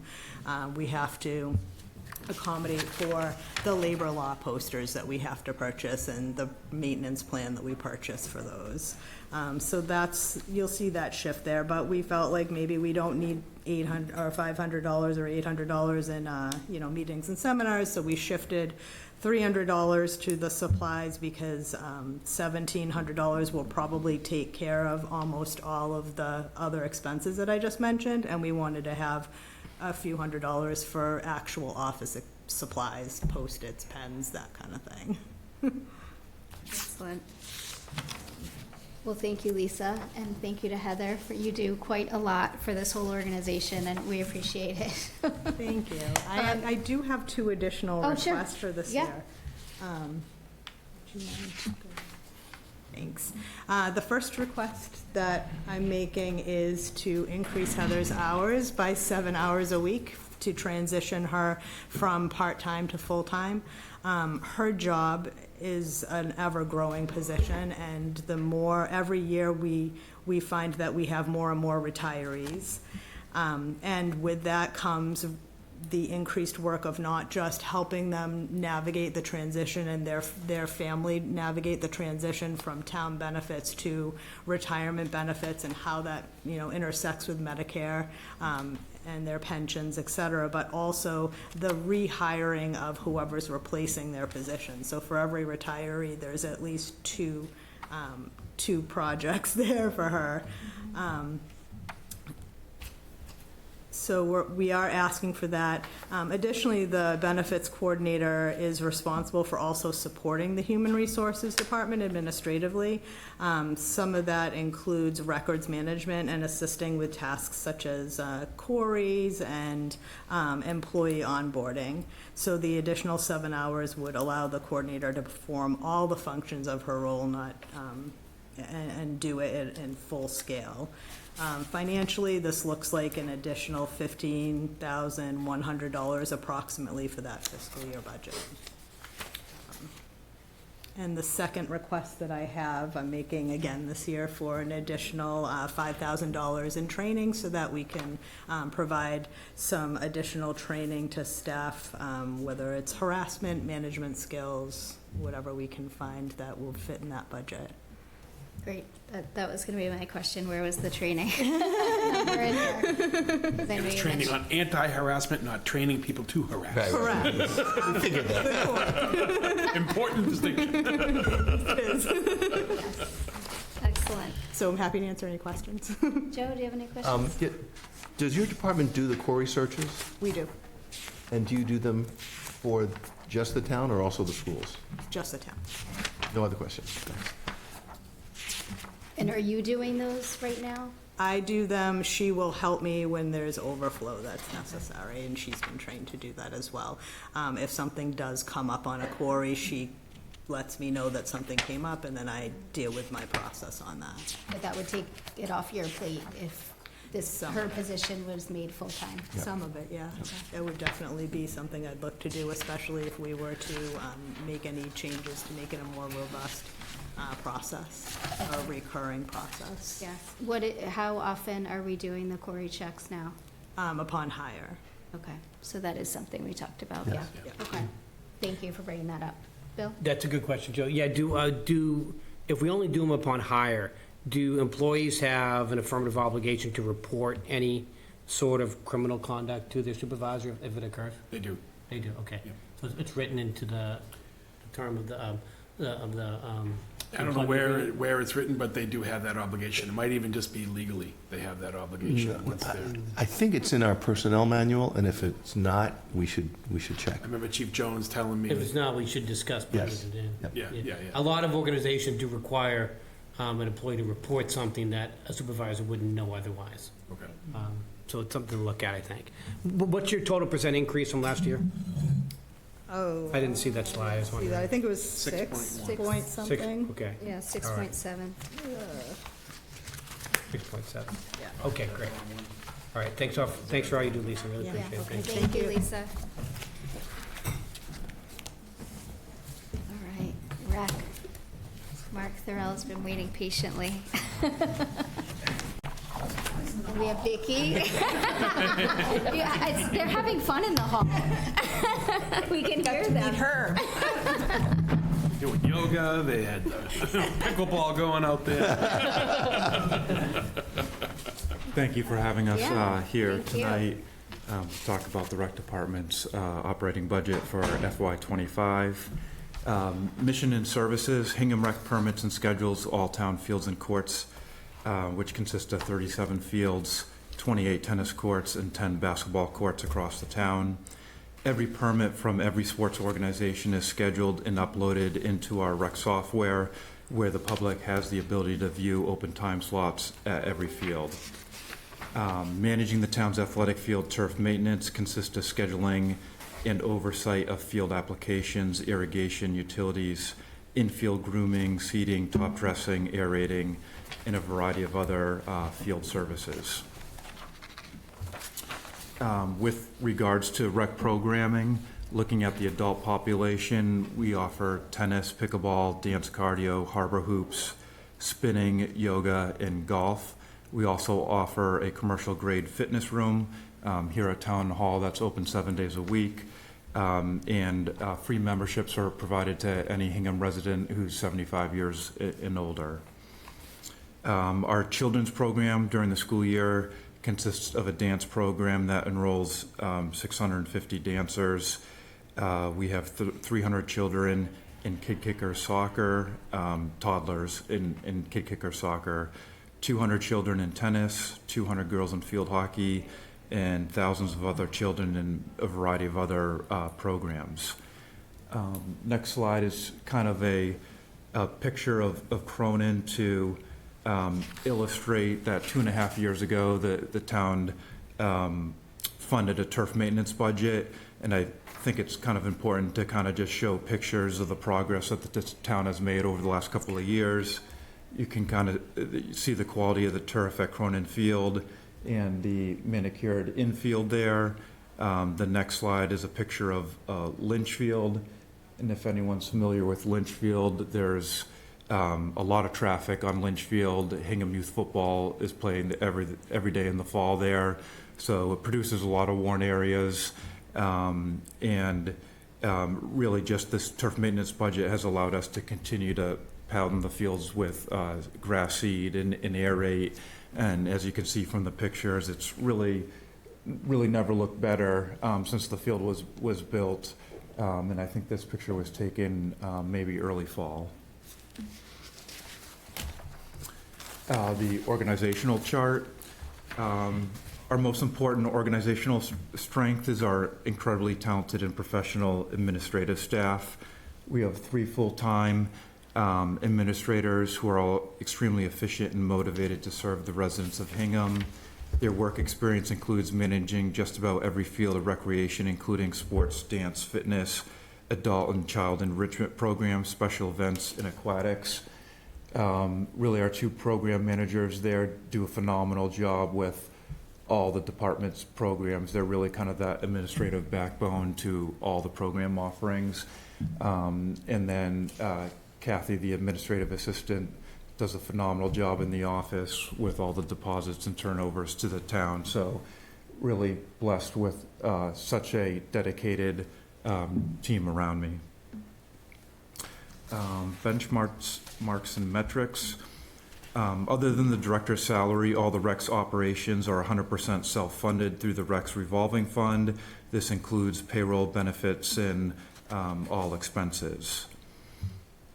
Next slide for benchmarks and metrics. The backbone to our summer offerings is our in-house summer camps, which cater to children from ages 3 to 13. In summer 2023, we enrolled more than 4,200 children. We have been successful at finding the right blend of quality and affordability, which I personally think is one of the keys to the success of the summer camps. As you can see from the graph, we reached out to as many towns as we could, and Hingham Rec enrolled the most amount of kids that any other town that we were able to call and get answers to. And the next closest department was about 500 enrolled spots away from us. The next graph under benchmarks and metrics. Another key to our success is that we offer 7 different in-house summer camps that appeal to all age brackets. And these camps are offered for all 10 weeks of the summer. And as the graph shows, most communities average 8 weeks or less of summer camps.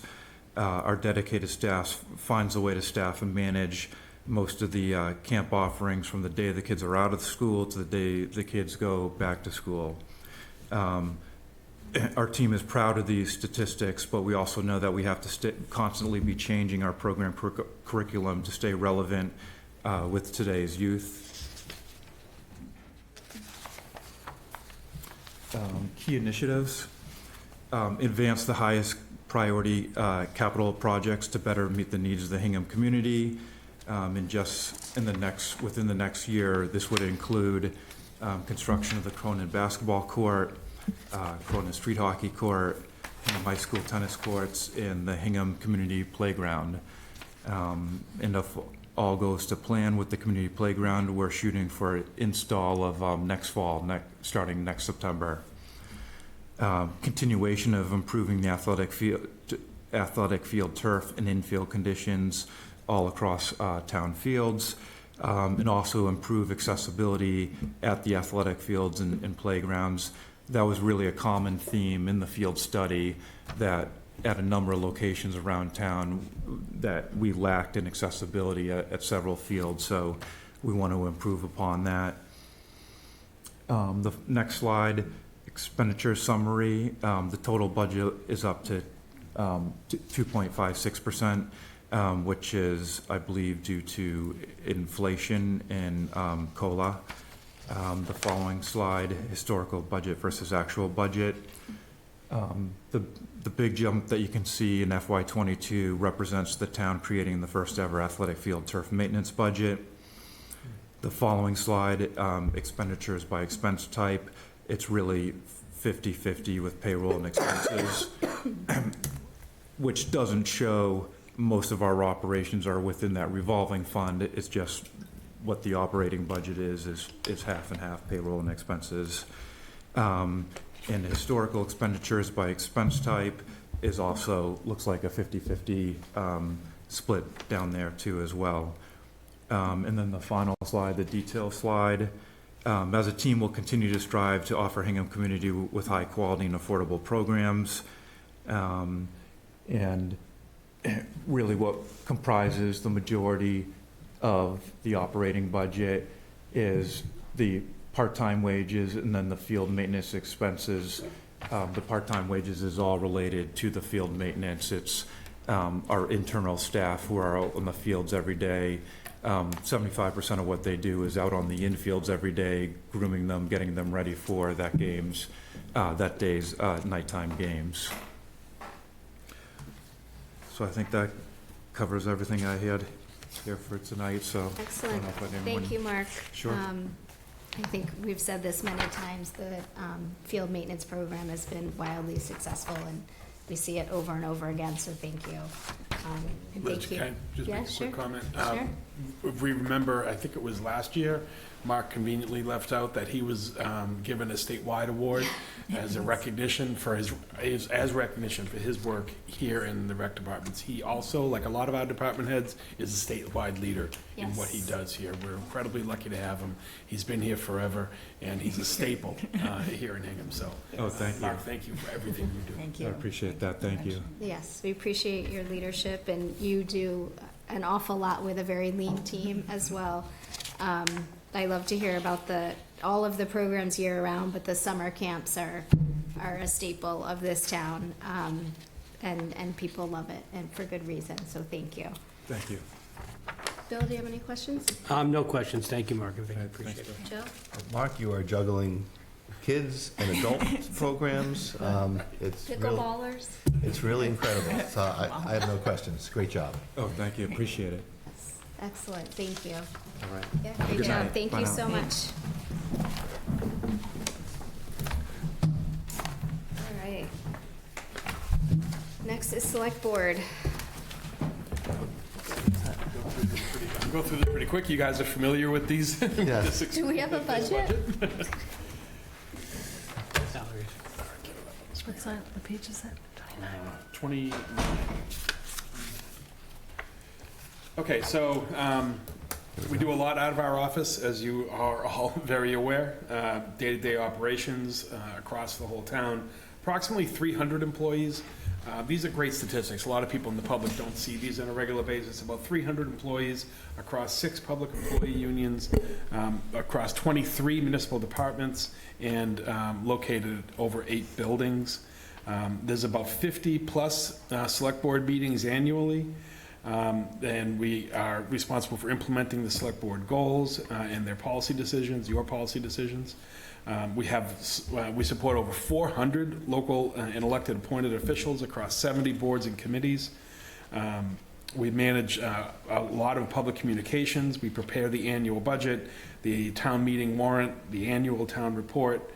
We handle procurement, citizen inquiries and public records requests, as well as all licensing, including liquor licensing, as well as some other stuff, things like what we'll do later here tonight. We liaise with federal, state, and local officials, and we coordinate all municipal legal activities. We have a team of about 8 of us, or 7 of us. One position is currently under contract, but there's approximately 8 roles.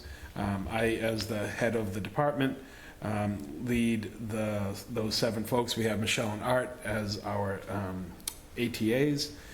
Within that department, Sharon Perfetti, as you know, is the office manager, who works with Heidi Gall as our executive assistant. And then we have Kathy Riley in the procurement role. The sustainability coordinator role is under contract currently, and that's a cost share with Cohasset still through the end of this month. The benchmarks, you know, one of the most important benchmarks I think that we talk about annually is our AAA rating. You know, Moody's is a pretty exclusive way to rate a community. Within that exclusive set, we are, which is about 1/3 of the state uses Moody's to rate themselves, and we're in the top 10% or so of that group. So, pretty exclusive company. I think we do a pretty good job maintaining that AAA rating, which of course is so important for our borrowing capacity. A lot of the key initiatives is to implement those select board goals, you know, all 5 of them. It's not that many. No, it's really not. Certainly not like 46 or something. That would be a lot. Managing the fiscal management plan, financial management plan, we talked about that earlier. There's a bunch of things you can see on the list here that we go through. I think, you know, Art plays a very large role in our economic development efforts, as well as accessibility and town facility programs. You know, Michelle runs all things financial in the town. You can see all the new software we're using tonight. The implementation of that tool is all Michelle. So we have a really great team, and we're getting a lot done for sure. The budget is about $931,000 this year. Most of that, almost 90% of that, is personnel costs versus about what's that? About 10 or 12% are expenses. Expenses cover things like you know, meetings and seminars and postage and the cost of the town report and the like. But I'm happy to answer any questions or get into anything in more detail if you'd like.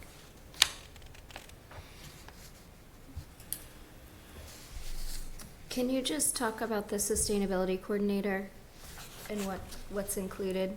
Sure, I'd actually be able to do that a little bit more successfully than I can, but as he manages that position. The role is currently funded by a state grant that Oh, thank you. The position is currently supported by a state grant that we are sharing with Cohasset, and the focus has been primarily on energy and carbon reduction, reflecting our interest in grant opportunities as well as the climate action plan.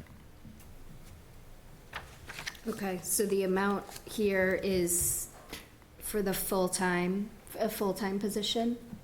The amount here is not for the full-time position. We've discovered that the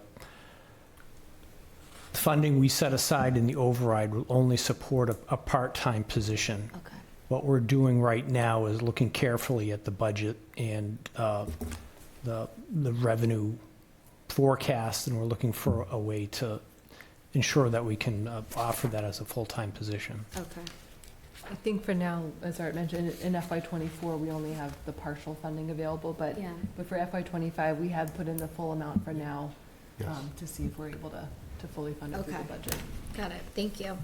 It's just one of those positions that we're going to have to look closely at to determine whether or not that $35,000 is best spent there, Right. especially as we try to stay within the 3.5% mandate.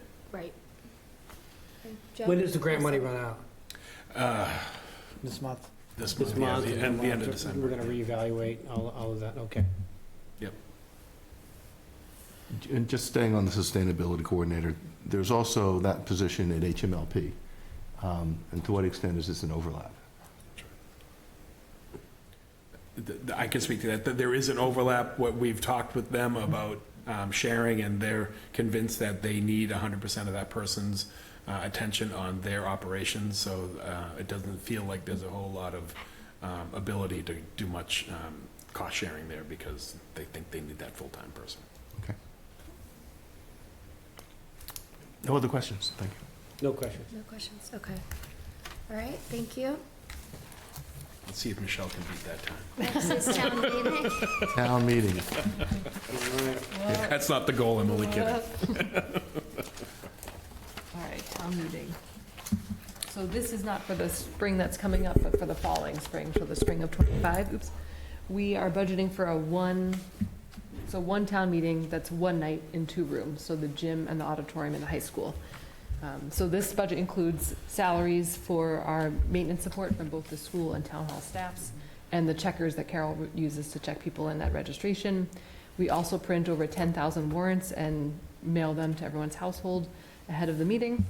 And then the main line is really for equipment rental and setup, so that's mostly the AV services that we use an outside vendor for, as well as the rental of chairs. As you recall, this past spring, we added some live transcription services as well that we'd like to maintain going forward. And we always have a stenographer there who's typing up the official record of the meeting. This is a budget that has kind of fluctuated over time. Obviously, in FY23, we had 2 town meetings. This one was a special. The second town meeting in the spring was 2 nights, so that's why you see such a big spike last year, but we're hoping that we're kind of returning to normal, quote-unquote, town meetings going forward. I do think in the future we'll have to kind of see where the audiovisual services comes in. We're using a company that has multiple staff and is able to provide things like the live transcription services, so it costs a bit more money to have 10 or 12 people there running the meeting. But we believe that that's the right way to run town meeting.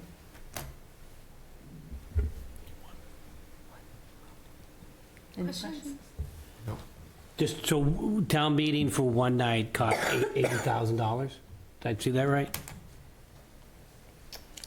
Yes, when you include the warrant. Wow. The warrant is a big piece of it. So the biggest piece is the equipment rental, which we're budgeting at $43,000 between the AV and the chairs, basically. Yep. But the printing of the warrant, just for the spring town meeting, was $31,000. $31,000. So that's the other big piece of it. Every household, Yep. yeah. Okay.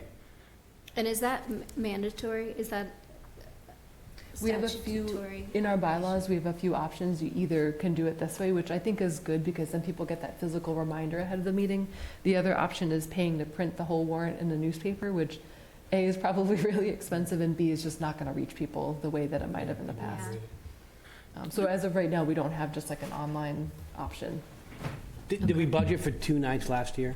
No, that's why you see on the chart before, Okay. you kind of see this red over budget. It's not that we actually had a deficit, it's that we had to cover it through a reserve fund transfer at the end of the year. Okay, thank you. Yeah, one of the things we have to do every year, right, is assess what's coming up at that town meeting. How many people what's gonna draw? How many rooms do we need to set up with that vendor? How Yep. many nights is it likely to go? It's a little bit of guesswork, but there's an art and a science to it. Okay. All right, health insurance? Health insurance. 68. Thank you. We're gonna add those going forward. So this budget, as Art navigates towards it, has 2 pieces of it. It's really health insurance and OPEB, kind of in the same place. You'll just see 2 different line items. For health insurance right now, it's really a placeholder budget. At this point, we just budget 10% over FY24's amount. We're part of the GIC, the Group Insurance Commission, and their rates for all of our plans won't come out until early March. So at that time, we'll update the budget with something that's a better guess. We'll take those rates and we'll take everyone who's in our system in those plans and figure out what the expected cost will be for '25. For OPEB, other post-employment benefits, again, still kind of part of this, you see another line item there. This is a transfer we make every year. This is about making sure we have enough money to pay for the health insurance, for our future retirees. So we work with an actuary, Linda Barnabal from KMS, and this is based on a 2014 study that we've added funds to each year. Okay. Any questions? Does this include schools, or do they have their own? For OPEB or health insurance, or both? Either one. Yes, it does include. Sorry, I was thinking pension. Yes, Right. it does include the schools. Yeah, this is a shared. Yeah. Right, yeah, that's right, exactly. Yes. Okay. And the current health insurance, like that is for, sorry, health insurance is for current employees and retirees. You don't think what? Is this item shared? In other words, it shows in the school budget as well? It's shared, meaning it doesn't show specifically in either place, like it's in a third group. Do you know what I mean? Right, so it's not in the school budget. It's its own entity. Right. Yeah. Yes. Right, right. That both kind of Right. sides of the Exactly. government That's right. participate in.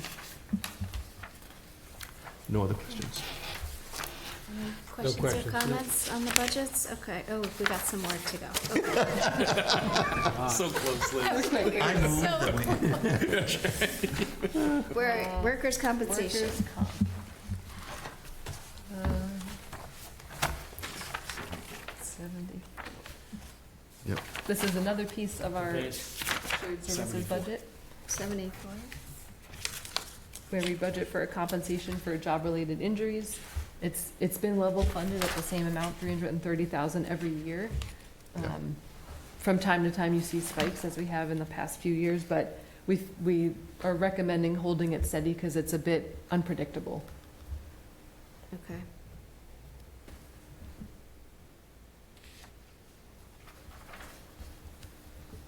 So if it does go over budget, is that a reserve fund transfer? Yes, this is one of the ones that would typically end up there at the end of the year, Okay. if needed.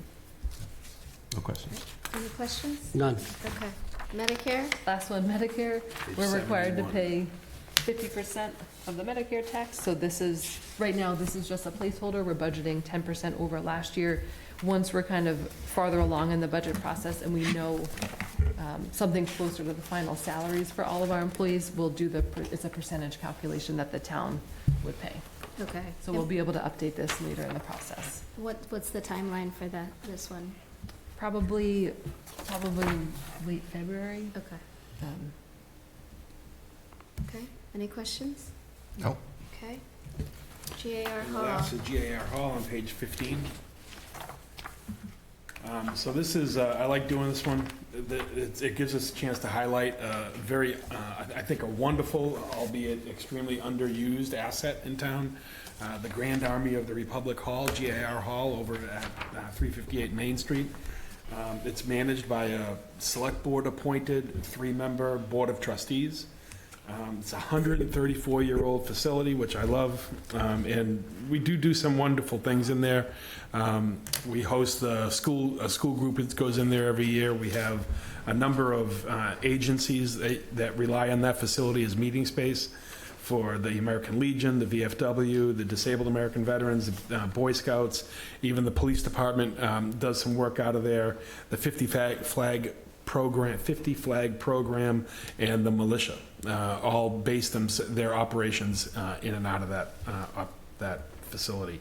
It is also, in essence, a museum. There's, if you haven't been in there, members of the public, strongly recommend that you find a way to get in. There are some very small hours of availability to be able to get in there on a weekly basis. I believe there's a couple hours a week that it's open to the public, but we can work on that if there's a desire to get in there more. Who would they contact if they want to get in? They can, well, ostensibly the Veteran Services Office, but perhaps they should, for the time being, they should reach out to my office. Yeah. The expenditures it's pretty small. It's about $18,500 a year. The spike you see in 2024 is from the $94,000 capital budget item that was approved last year. That RFP has been issued. We're waiting to award it, but that work will start soon, which was some much-needed building envelope repairs for the building. It's not a very complex budget. It's all expenses. There are no salaries to it.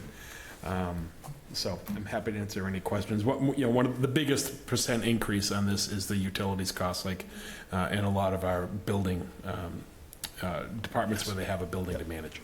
So those are kind of unavoidable, and they are what they are. No questions? So the 94,000 last year for the capital costs, that was, I know some doors, was it exterior doors? Well, it was a security system. Michelle, do you know? Remember? offhand? I think it was repairs to the windows. Windows, yeah, a security system. We did the security system, but we did it outside of that Yeah. capital budget. Yeah, okay, outside of the other budget, okay. All right, thank you. Yep. Yeah, just to put a finer point on that, there's a lot of really neat stuff in there, and we wanted to make sure it was protected. Yeah. So Yeah, that's it's a why really- we really special accentuated place. that. That's right. Okay. Okay. So a lot of the budgets that we heard tonight are well above the Yes. 3.5, so. Got some work to do. We have a lot of work We got to some do. cutting we gotta do. We certainly do. They're made aware when I Sure sit with we'll all get the there. department Okay. heads, they tell me what they're doing, and I remind all of them that it's all subject to fitting within our. Excellent, thank you, thank you. Yes, it's on everybody's mind. Yeah. I will note, some of the larger ones that you saw at the end, the workers' compensation, some of those are level funded. Those are big dollar numbers with a 0% increase. So that offsets some of the smaller budgets that have a higher percent increase. So, anyway. All right, moving on. To consider approval of the agreement with Clifton Larson Allen LLP for audit services for the fiscal years ending June 30th, 2024, 2025, and 2026. Sure. So I wasn't here last week, but I understand that it was presented by the audit committee. This will be the second of ostensibly three contracts that we would engage with our auditor on an ongoing basis with the intent of, and I believe it's in our bylaw, I don't know, bylaws or policies, to every ninth year, after the end of three-year contracts, we would renew that and go back out to bid, try to get as competitive a rate as possible. But within that 9-year window, we generally try to stay with an auditor because there is value in local knowledge. So we don't want to turn that over too often and have people that simply don't know us. We want them to understand how we work and what they do, but we also need to make sure that we're being fiscally responsible. So trying to walk that line a little bit, I think. So, as I recall, we asked our questions of the audit committee, and we almost voted, but we had a hold back. Correct. So It wasn't signed at the time, it's now been exactly. signed. So Doug Farrington presented this. Well, Bill, you weren't here. Do you have any questions? No question, I watched the, Okay. watched the meeting. But yes, we did not vote because they had not yet signed it, but now they have with no changes. That's right, correct? exactly. Okay. So I'm comfortable. Take a motion. Any public Oh, comment? sorry. Any questions or comments from members of the public? None. So I move to authorize the town administrator to sign the agreement with Clifton Larson Allen LLP for audit services for the fiscal years ending June 30, 2024, 2025, and 2026. Second. Roll call vote. Joe? Aye. Bill? Aye. And I'm an aye as well. Passes unanimously. Okay, next is to consider approval of the 2024 common victular license renewals. And we have the attached list. We do.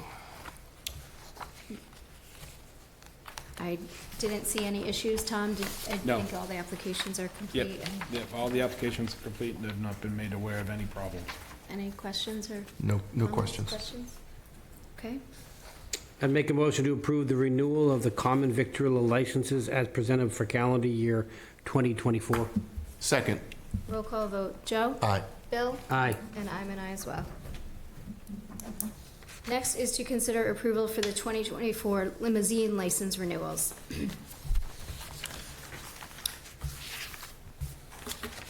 And we have There's three of them. 3, and no concerns, Tom?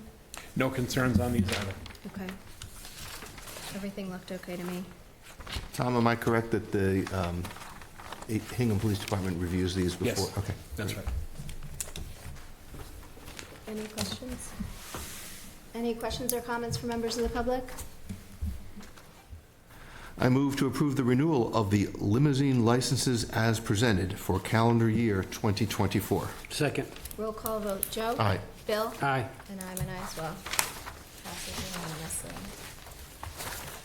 Next on the agenda are appointments. Do we have any appointments this evening? Okay.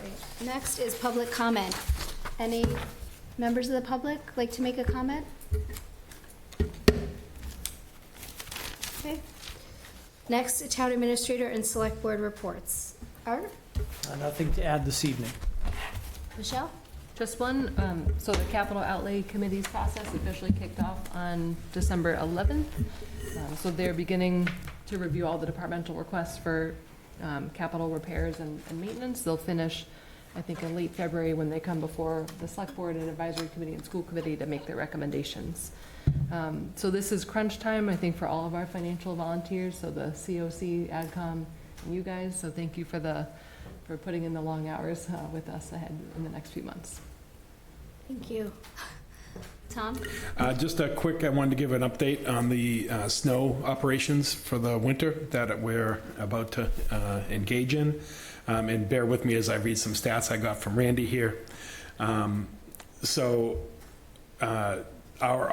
DPW operations are, through winter storms, are bifurcated into our staff and equipment and contractors.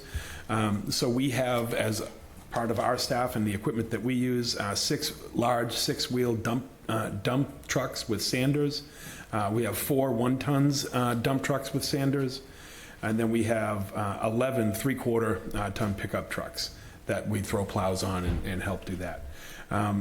Just so everyone knows, well, in addition to that, we have 25 contractors. We have the paperwork from 25 contractors, so we're anticipating at least that many, if not more. We usually have 35 to 40. If you've ever, anybody driving around the South Shore, you see signs everywhere for plow trucks drivers wanted, plow truck drivers wanted. So everybody is short. We're doing the best we can. Again, we have 25 of our usual 35 to 40. We currently have about 10 vacancies in the Public Works Department.